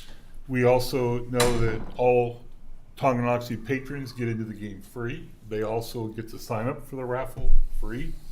There's water and popcorn, for the people, and we should have Casey Wolf there for a photo opportunity with whoever would like to do that. The girls' game starts at 5:30. We have the pep band, the color guard for that. Between games is the ribbon cutting. So exactly what time, we'll just have to play that by ear, but approximately an hour and 15 minutes later. We have asked the vendors, the Board of Education, administration, Tongi Strong, people that were significantly involved in the bond issue to come out on the floor for the ribbon cutting and just to give some thanks to their efforts. And then we do have the THS choir and alumni choir singing the national anthem before the boys' game. Talked to Mr. Gifford today, and he's thinking he's going to have a pretty good turnout. So that'll be pretty special. And then during the course of the evening, we will be doing the door prizes. So we feel like we have a pretty good plan for that. It is a Tongi gear night, if you're wondering. Dress casually, but wear your Tongi gear. Wear it with pride. So anyway, if you have any questions about that, just ask. That's where we're at. Looking forward. I hope we have a good turnout. Becky has been doing a really good job of getting the information out on social media and on our website. And a lot of people have asked me about it, so we're hoping to have a really, really good turnout for the open house. Just received information that our state audit was completed. Because of some upticks in at-risk, and some of that is free and reduced, and the different changes in Medicaid numbers, we will be having to republish our budget to receive the increased state aid. So it's not a bad thing. It's more funding for the at-risk and also some transportation. There's a small, maybe 4 students, I think, in transportation. So to get those state aid dollars we'll have to republish, and we'll work on that. Doesn't impact our mill levy, it's just No, republishing no, the it's dollars, just- the dollars or what it results. Right. It's just be able to get the state aid, period. Special board meeting in February, and we talked about, we're not having our board meeting Wednesday night. What we're doing is we want to push that back into February, where we have our KISA visit completed, more of our data collected, either map, you might want to address that. What else, I wasn't at the meeting that you guys. We wanted to be able to share the results of our KISA visit and what our outside visitation team has said. So we just wanted to share all that information so we had a complete picture for you instead of, initially we had planned it to be like a pre-meeting to help us prepare for our KISA visit, but we are very confident, we're ready for our visit, and we just want to come back and be able to share the results of that with you. So we will need to select a date. The dates that I kind of picked were either the 8th of February or the 22nd. I'm not available on the 15th, so that's the only reason I couldn't. But I would like for the board to pick one of those, or if you want to go one more week later into the 29th, I guess. That's also, I guess there is, are there 29 days in February? It'd be April 1. March 1st. Or March 1st, it'd have to be March 1st. So that's a thought. I can't do it on the 15th. And so I was going to see if Jim could help get that lined up.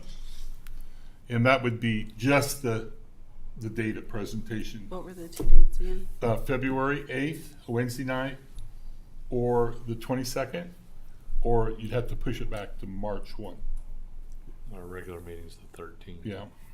I'm not available on the 8th, but that's probably doesn't Okay. affect You I'll guys- send something out. Yeah, I would really appreciate that. I don't know. any day. It's my son's birthday. Okay. The Leavenworth County Clerk, and I think I've been trying to share that information with all of you. This is what she sent last week, which was just a proposal. What we're required to do is to look at the population shifts in our school district. And she just tried to take an easy approach to it. This is Janet Kosinski. And you can see by this, she's matching the population from the north and the south and the center somewhat evenly. You have two board members coming out of each of those three sections, and then one at large, which is what we currently have. She just kind of shifted the borders and the boundaries a little bit. And then there was some discussion that the board will have to have about what other possibilities could we possibly use. I mean, you could go, I think, and I haven't talked to Janet about an all at-large voting pattern. I know, Drew, you were talking about maybe trying to align it with city precincts. I don't know how that all works. All I know is that what she told me was this would be probably the simplest way to just make adjustments so that the populations are reflective and even. That's really all I have on that. She does, I don't know the exact timeline when this has to be completed, but it's recommended that we take a hard look at it. So what are the mechanics? Do we vote on it? Mm-hmm. It's a resolution.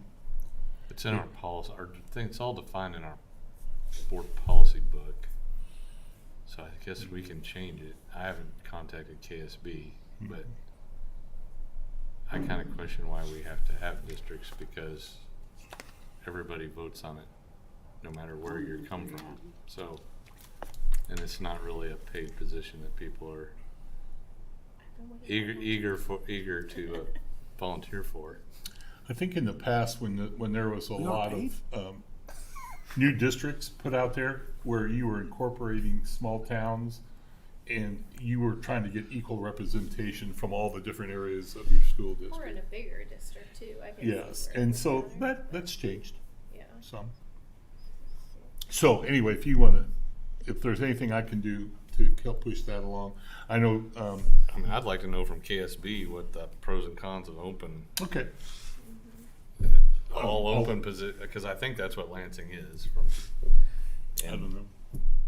And, Okay. I mean, I don't know what the Or public if you had feedback is, but anyway. 3 based upon the areas and 4 opens, or what you could do with it. I mean, we end up You doing can do a lot of one. combinations. Okay, I'll talk to KSB too.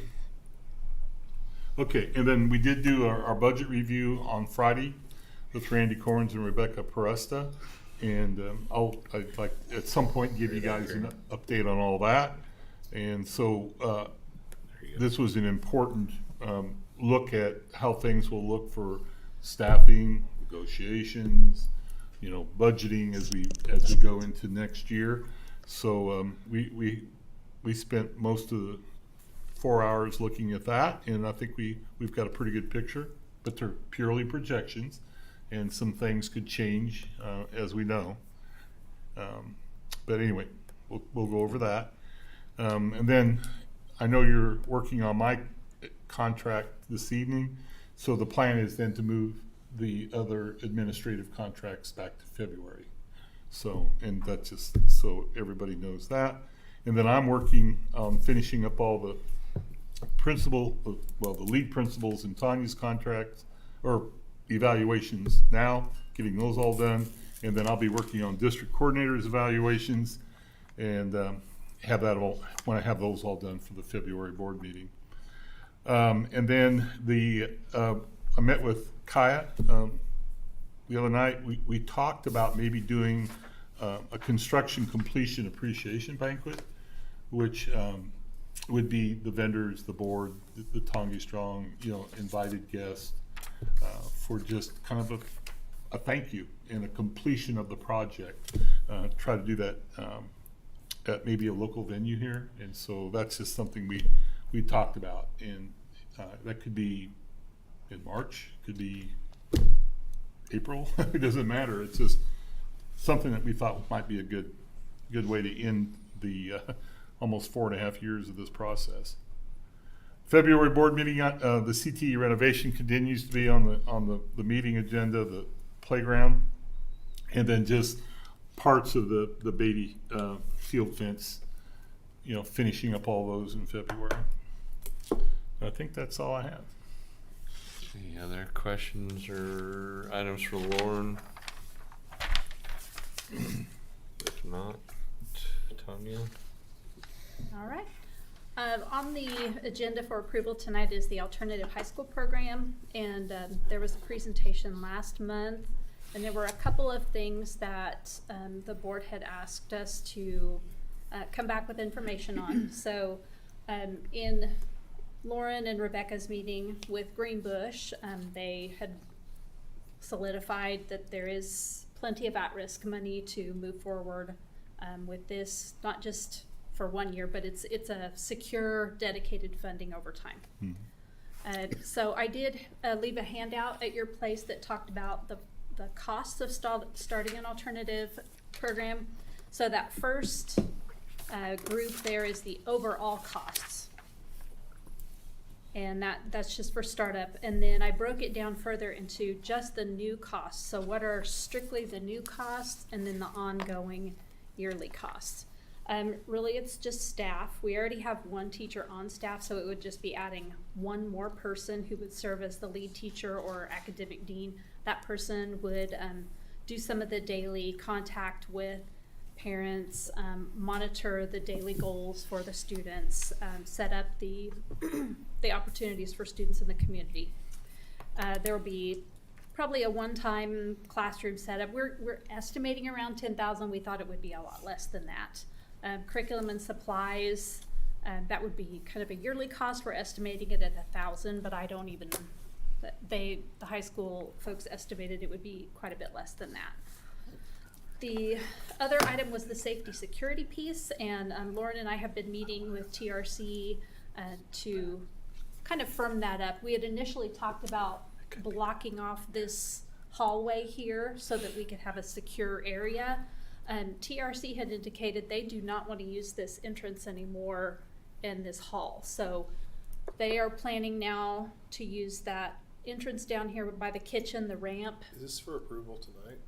Yes. This right would it be possible for us just go, since it's right here, we could go walk out and look at it, say, we're closing these doors, they're coming in here, you know, at some point? TRC will be totally in To the the commons south. and gym. Those doors will be blocked off. There will be no TRC walking through the building during Is school there a time. back way through, or, Yeah. because it's kind of like a. By the kitchen. Yep, down by the kitchen, where you would come in for games, that ramp entrance. Yeah. So TRC wants their folks to enter there, and then during the day, those double doors would be blocked off. And So there's no other back way around no, through there. those doors will be blocked off and locked. The only other door on this side is the wrestling door. They won't be coming in there. That's locked. So they This- would park over here, not up to the north. Right. It is really simply just the south end. We would have the students involved in the alternative program would park out front with our district office staff, and they would enter the secure entry along with our staff. So any visitors would be buzzed in just like any normal school. And then once they're in the classrooms and with the staff.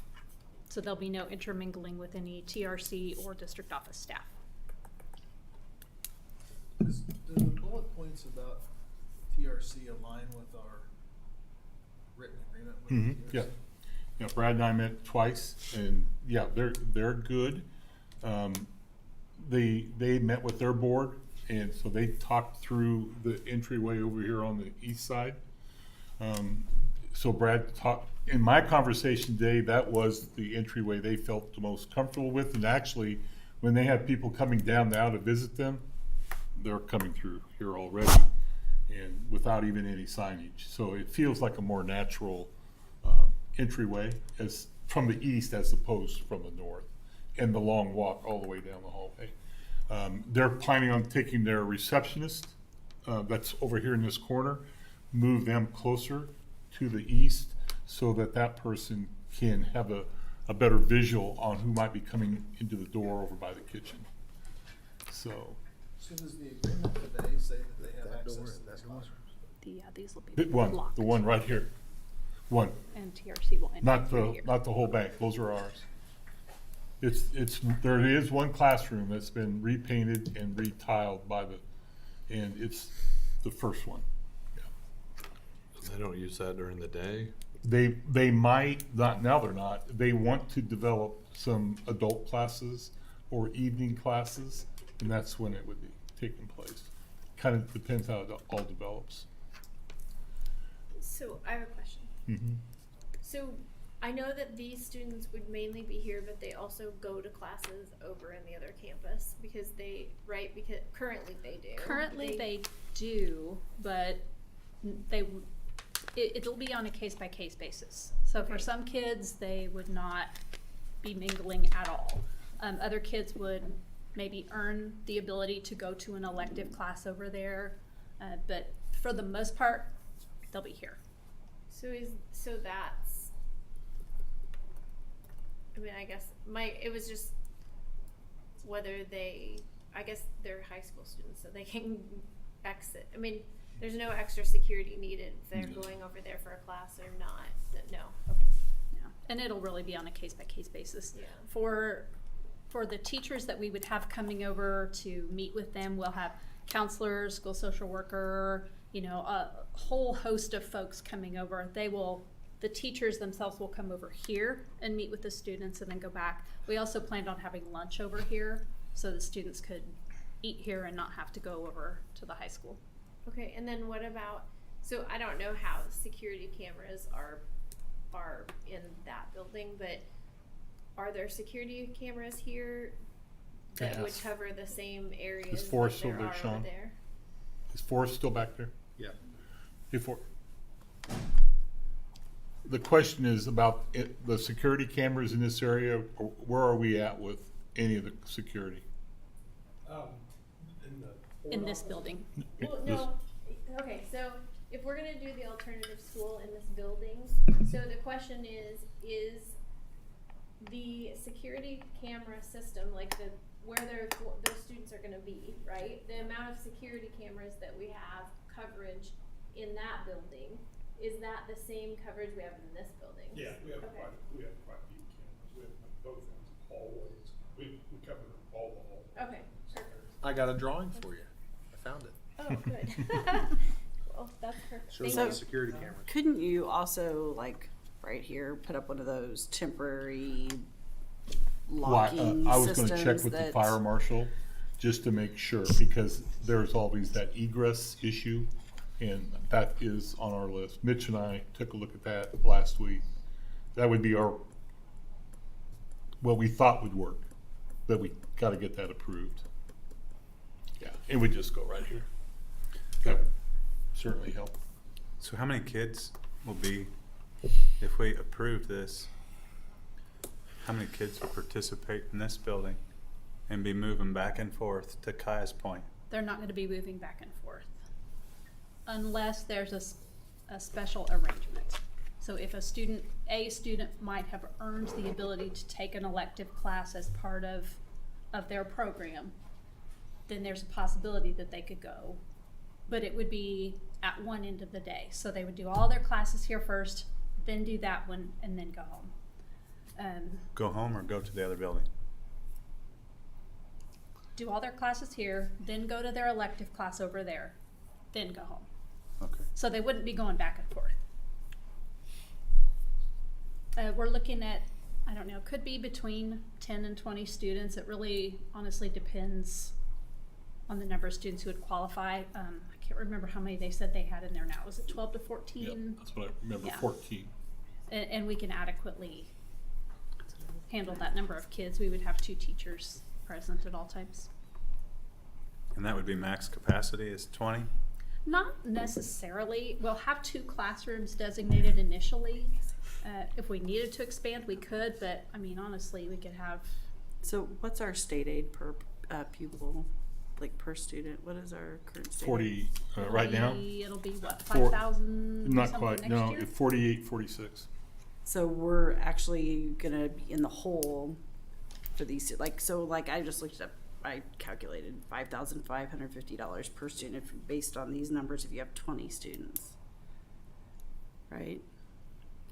If you divide 121,000 by 20, you get 5,550. So that means per student, we're gonna spend more on these Yeah. students than we would have I gotten in would, state yeah, aid. it's not gonna cover, I mean, it's not, what you use then is your at-risk funds.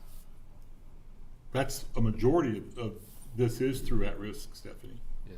It's not general I fund. did a lot, sorry, I did 111. Well, Let's- are these costs like for the salary? Does that include like healthcare and vacation and The fringe benefits and? It depends on how many years the teachers have been here. Right. So that doesn't. That's That's, an that way. is pretty. Because a lot of times it's like 80% double, Right. more than double. A first-year teacher, second-year teacher, yes, that'd be pretty close, but a teacher with 12, 14 years of experience, it probably wouldn't cover. Yeah. Okay. What's our at-risk fund Yeah, balance? okay, so that's what we dove into on Friday and then again today. So, this past year, we had $802,000 in at-risk funding. Is that what we got in, or is that the That's where, fund that balance? was what we budgeted. Okay, that's what we got in. Oh, you say that again. 802,000 in K-12 at risk. And because of the increases in some of the Medicaid funding and free meals, that all factor, there's several factors that go into at-risk funding. That's going to go up to $1,120,348 this year, which puts us about $318,000 higher than what we started the year with. How are we currently using our at-risk funds? Go ahead. We have some staff members in each building that are taken out of at-risk, their salaries, because they work primarily with at-risk students. And then we use them for different programs that are on the state-approved list. So has our fund balance been going up? Yes. Oh, so we haven't been spending all the money that's coming in.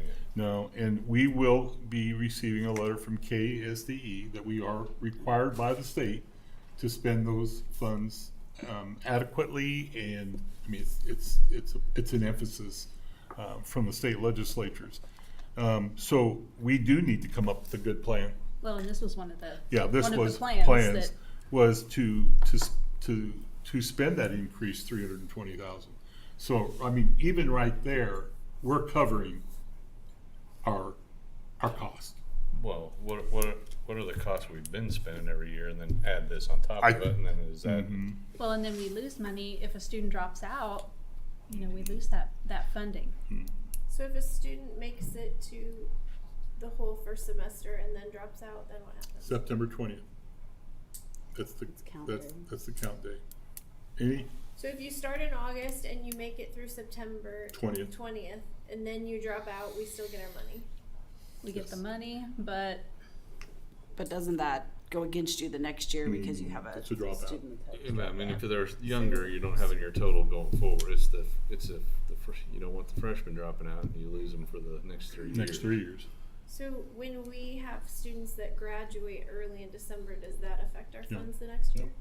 No, those aren't dropouts.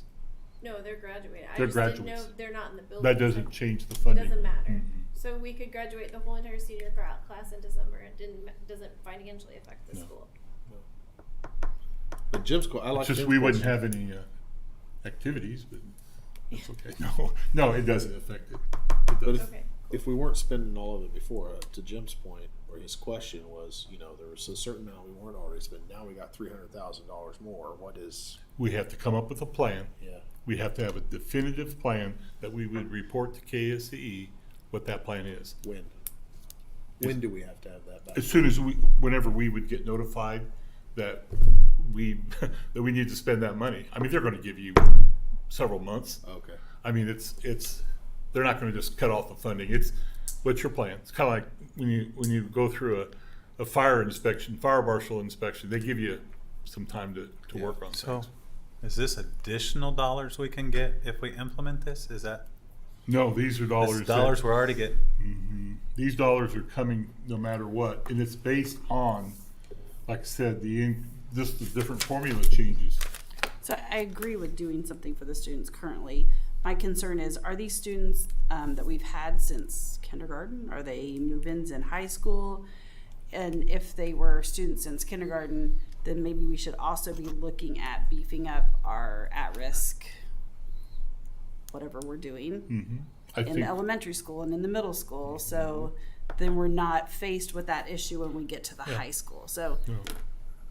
I don't know if that'll ever go away. I mean, I think that we have the ability to address more of the,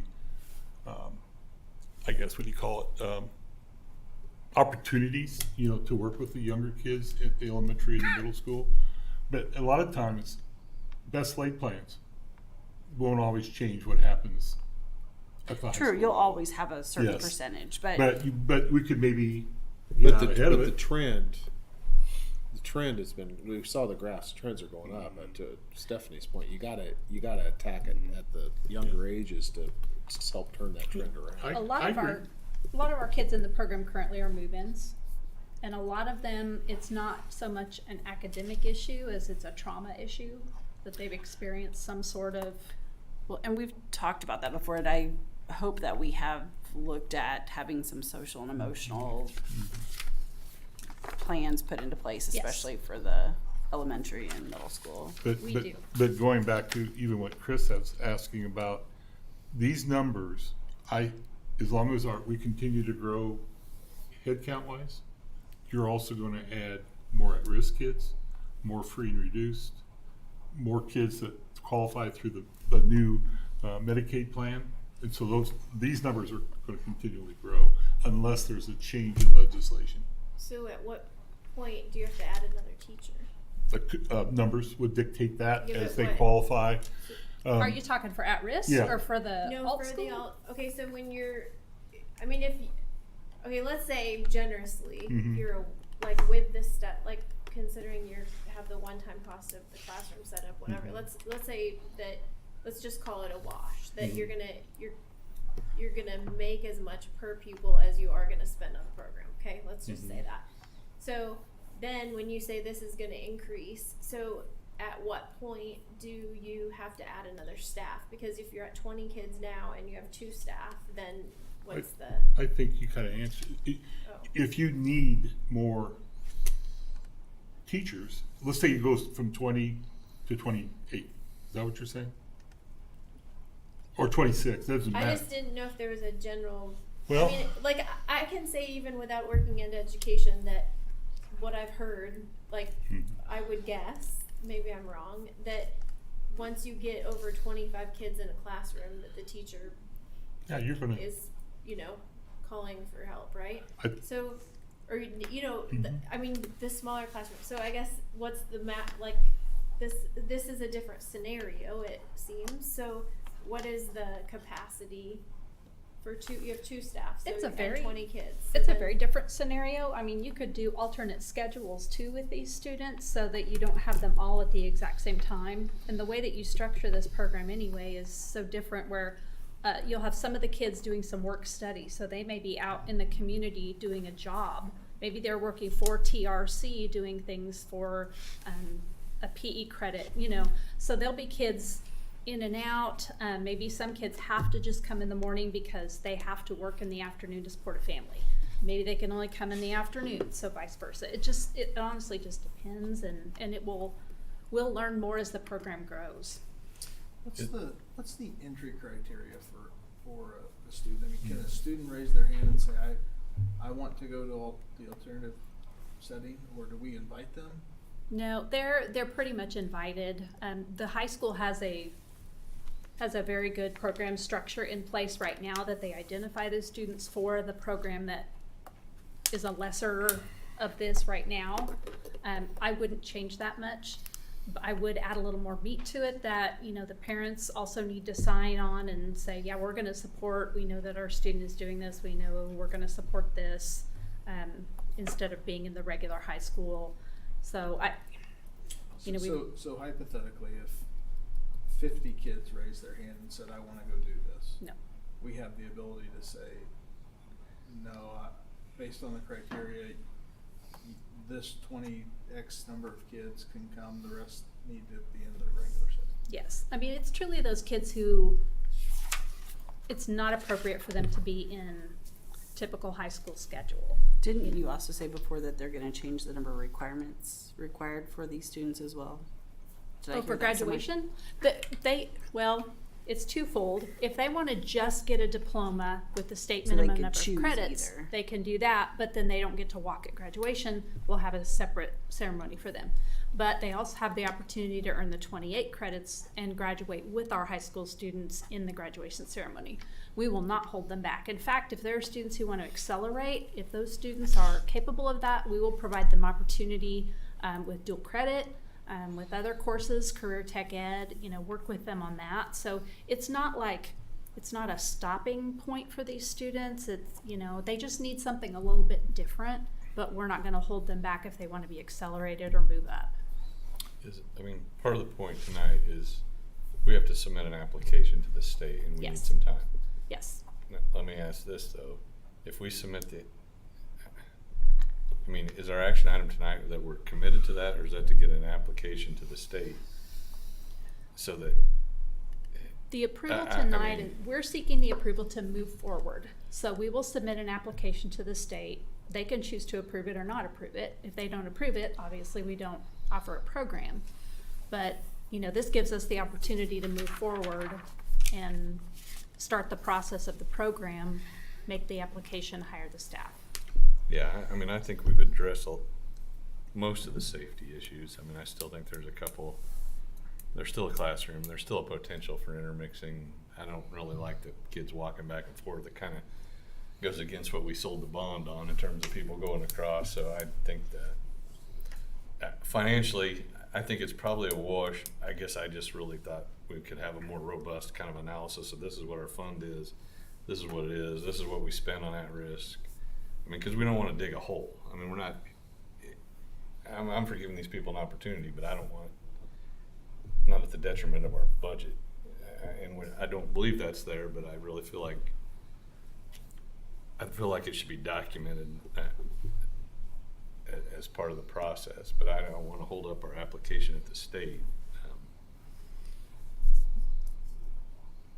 You know, so I don't know. I guess I don't know if there's, I mean, if we could get a little more detail or how we're going to monitor this on an ongoing basis, because it seems like if it's going to be cost way more than what we estimate, or if funding changes, that would dictate. I mean, you don't want to pull the rug out of people that started this as a freshman or something, but at some point you may not want to be able to offer it, or if it's not working. I mean, it should have some measurable, I guess, performance metrics. Yeah, so what is I mean, to answer one of those things, what is the state criteria if they grant you the permission to start the program and you start it and a year later you decide this just isn't working, then you can just stop it, it doesn't matter. Mm-hmm. What's our goal for, like, is it 80%? I mean, how do we know if it's working well? You know, is it, hey, if 80% of them that are in there, they end up getting a degree, that's good. Is it 90%? Is it 90? You know, what's our target? How do we know if it's working? We want every student to graduate. So 100% is a goal. That's always my goal. Yeah. I don't know if that's feasible. I think you're going to have dropouts. Yeah, I want to know. That's like, what I mean. What is that? You know. That. I don't know if I can set a number for you and say, well, if we're at 90%, we're failing. Or I think it honestly depends on the individual kid. And I mean, All the other schools we saw up there, I think that's a good data point. Understand how successful they've been, and that's where you're kind of that's where I would start. Yeah, I would. Well, and sometimes you can try everything possible to help a child succeed or a student succeed, and no matter your best efforts. Right, which is where I was questioning the 100, right? But that's always our goal. I mean, Yeah. I take it personally whenever we have a student drop out. I do. That breaks my heart. And I know our staff feel the same way. If a student is not successful, we all take it personally. And that's always our goal, to have 100% of our students graduate. And I know our staff invests their hearts into these students, and, you know, we just want to give them a chance. Yeah, I would just like for us to say, here, you know, what we're targeting this for. This is what we're targeting to begin with, and that will, you know, always in an effort to try to get better every year. But that would be good to establish. The other thing was you know, when you put kids into it, it's Justin's question was that criteria and how that's done should be written down. Yes, completely it documented. is. It is. Okay. I think it'll be more robust with a specific set-aside program like Yeah, you this. just don't want people going, well, you know, objecting or disputing that because of things that, you know, you don't want it to be arbitrary or. So on Jim's question, if we do go ahead and approve it so that you have the ability to apply for it, are there any other things on this list that it holds back? I mean, what is the, so for the teachers to know that next year I'm gonna do this, what's the deadline for anything else on this list? Like for ordering the classroom setup items and the whatever, like, is there any other thing that has a deadline that couldn't wait till next month, or? No, I mean, we'd need to hire a teacher. Yeah, but And is there no. I mean, do we have to do it in January? No. I mean, I wouldn't want to do it any later than February. So is there qualifications for the teacher for this? They just have to be licensed to teach high school students. It's not a different license.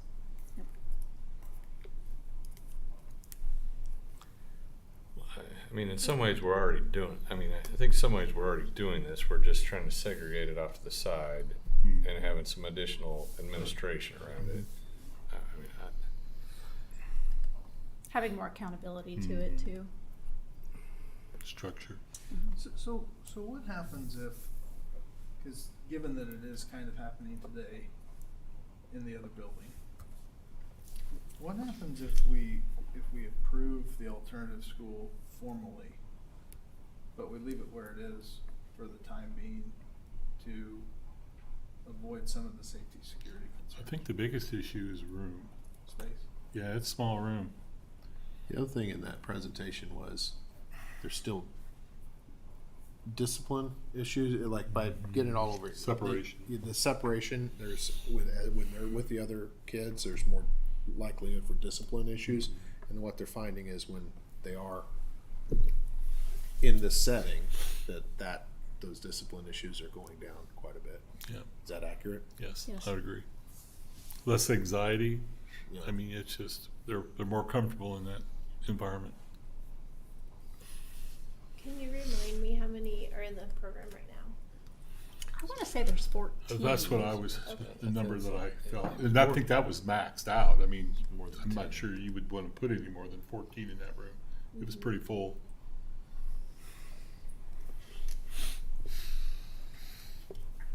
Well, I mean, we have this as an action item. We can kind of continue that conversation. I don't know if there was more you had, Tanya, for your report. Just in my report, I just put the calendar committee topic that we're seeking approval for, the option B that we discussed. And then the accreditation, we have our visit on January 25th. And I just need to know if board members will be able to come to that luncheon. I've heard from some of you already. Just want to make sure you're invited to that to hear our presentation and listen to our outside visitation team and their feedback on our visit. That's it. Yeah, you're up. I mean, everyone's welcome. We just have to spin up a meeting if people wanted to attend. Yeah, if we had more than 3 board members, we'd have to call it a meeting and just sign the form that day. But yeah, if you want to come and stay for the whole morning, you are more than welcome. You can hear our entire presentation to our visitors and then hear their feedback, or you can just come for the luncheon and hear. We've invited Tongi Strong also. They serve as our district site council, so you'll hear their feedback and their information, and you can talk to our outside visitation team. I guess we got a meeting invite, right? Because that's why it's on my calendar. Yes. Okay. Yes, I just need to know if you're coming or not so I can count you for lunch. Anything else for Tanya on that?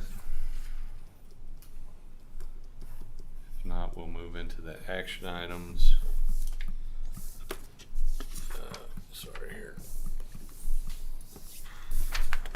5.1 is the Beatty Field bleachers.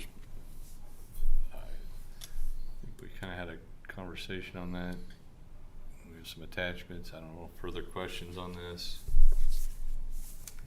I mean, I guess do we know what it would take or timing to get the concrete and the dirt work? The concrete and the dirt work has time. It's the material of. But if we approve it tonight, we're committed to that regardless Yes, of what then the bid yes, is. yes. So I guess I don't know what kind of time does it take to get that bid? The bid for the concrete, we would do that before the February board meeting. Well, can't we approve the bleachers contingent on the concrete not exceeding $40,000?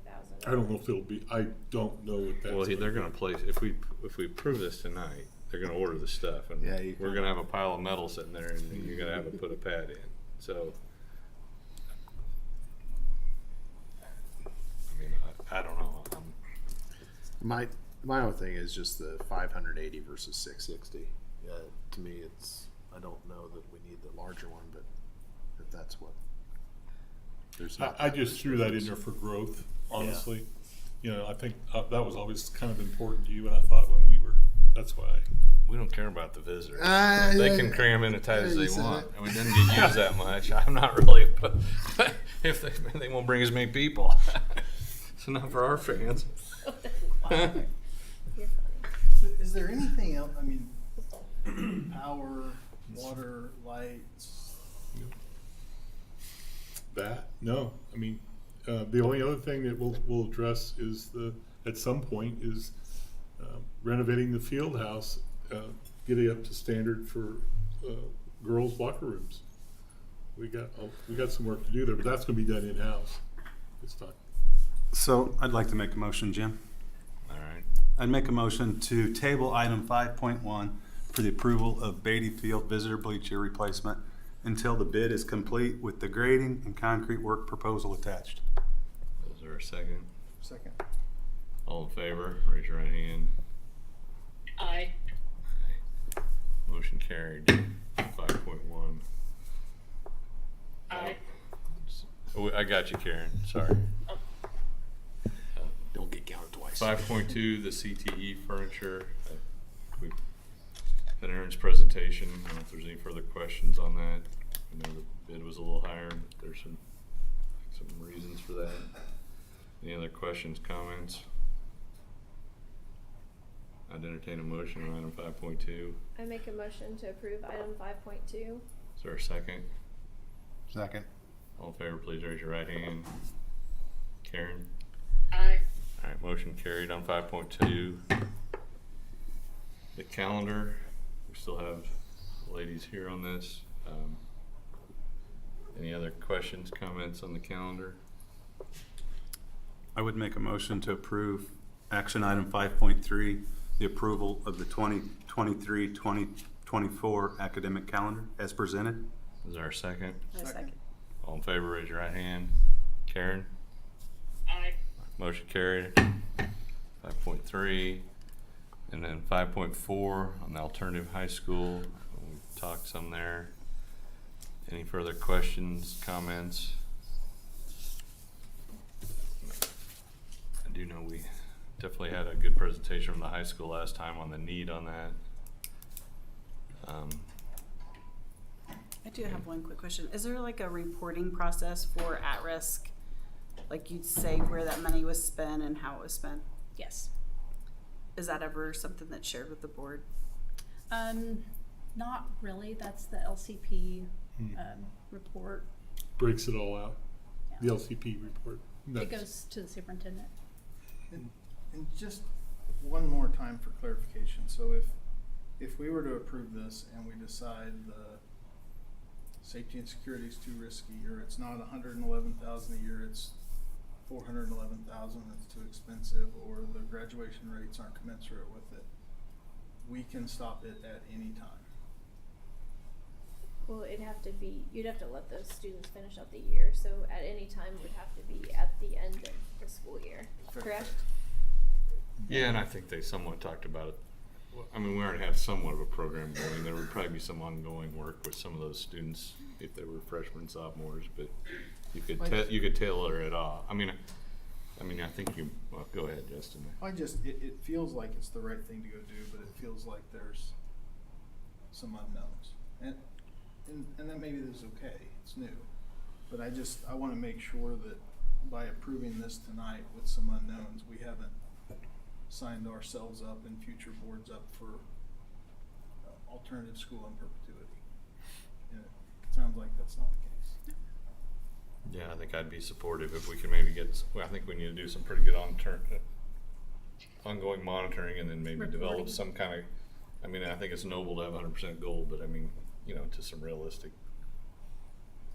monitoring of that, whatever that might be. When we can report on that quarterly or semester or yearly. Oh, it's probably an annual thing. Just kind of. It's not if it's that many students.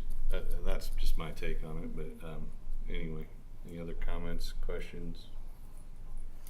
I'd entertain a motion regarding 5.4. I move to approve action item 5.4 approval of the alternative high school.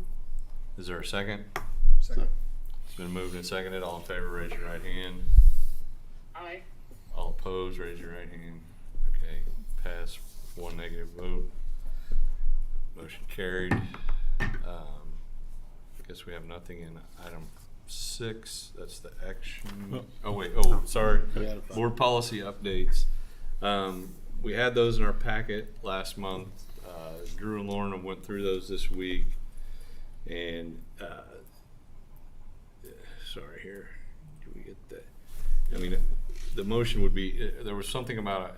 I don't know, Drew, if you want to elaborate any with the retaining policy on LED, what that was, but basically it was just there's one item it seemed like we should not change out of all the policy updates. Yeah, they had, KSB had recommended, and provided as optional if we chose to take it, was to eliminate the LED section, which was a family night, which was no school activities to take place Wednesday night or on Sunday without written permission of the superintendent. Has some other language in there, but that you could still, my thought was I'd like to keep that. It doesn't preclude you from having that, but it's still provides an extra step for if you had to do something, you could still go through a process and get something. Basically, scheduled. no activity Leave on it at- Wednesday. leave it Yeah, as- it's just not. It doesn't make it wide open. So, And that's consistent with how the policy reads today. yes. So it'd be keeping the same language that we have had for I don't know how long, but yeah. Well, I would move that we would approve the KSB policy changes with the exception of retaining our current policy LED, which is that Wednesday night. Can the I'll auditor second knows that. which one it is. If that's is there a Justin, second? Second. All in favor, raise your right hand. Karen? Aye, motion carried unanimously. All right. Executive session, we can do you guys So, need a quick yes, break? please. I would move we convened in executive session for 10 minutes as a board, starting at 8:20. Is there a second? Second. All in favor, raise your right hand. Restrooms? For 10 minutes, Jim? 10 minutes, Yep. just the board only for 10 minutes. There you go. 8:20.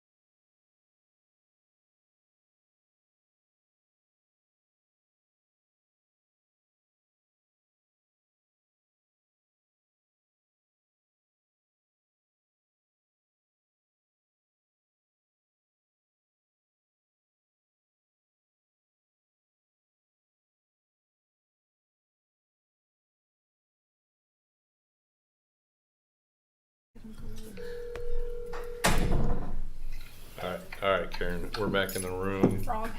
I could call a meeting in order from executive session. Following executive session, I would move that we extend Lauren's current contract 1 additional year. Is there a second? I would second. All in favor, please raise your right hand. Karen? Aye. Aye, motion carried. All right, now if there's no other action out of it, Did we pick dates? well, Or you that's gonna our pull? next item for dates. Okay, we got. we- The 8th, the 22nd, or March 1? We may need to ask the admin team too, if they have anything on those nights. We have multiple things Wednesday. we need to do, don't we? Maybe you and I need to powwow and I need to email Okay. everybody because we have the academic presentation. We have we need a meeting, For, the contract for the Possibly. CTE possibly. yes. Wasn't there a third thing? It seemed like there was. Well, the other one was the banquet down the road. That was, that's way down the road. I mean, it sounds fun, but February's getting a little booked up here. It won't be February.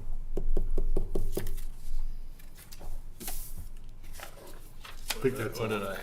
Oh yeah, we don't have anything regarding the stuff with the county. That's kind of where we're going to gather information on that. I mean,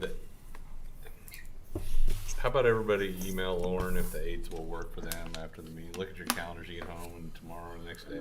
8th's out for me right now. The 8th is out, so For it's sure. either going to be the 22nd or possibly the 1st. First, And we'll talk, we have first is admin. out for me. What? The first is out for me. So it looks like maybe 22nd? 22nd, I can.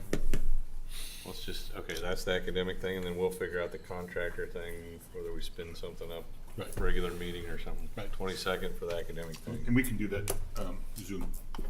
Yeah, I guess that won't be a big process, or we can designate a committee. I would want to make sure we check with Drew. I want Drew involved. Yeah, we can do that. All right. Anything else? Dates, things we need to talk about, upcoming? None. Meeting adjourned. Thanks, Karen. Thank you. And Appreciate it. Bye.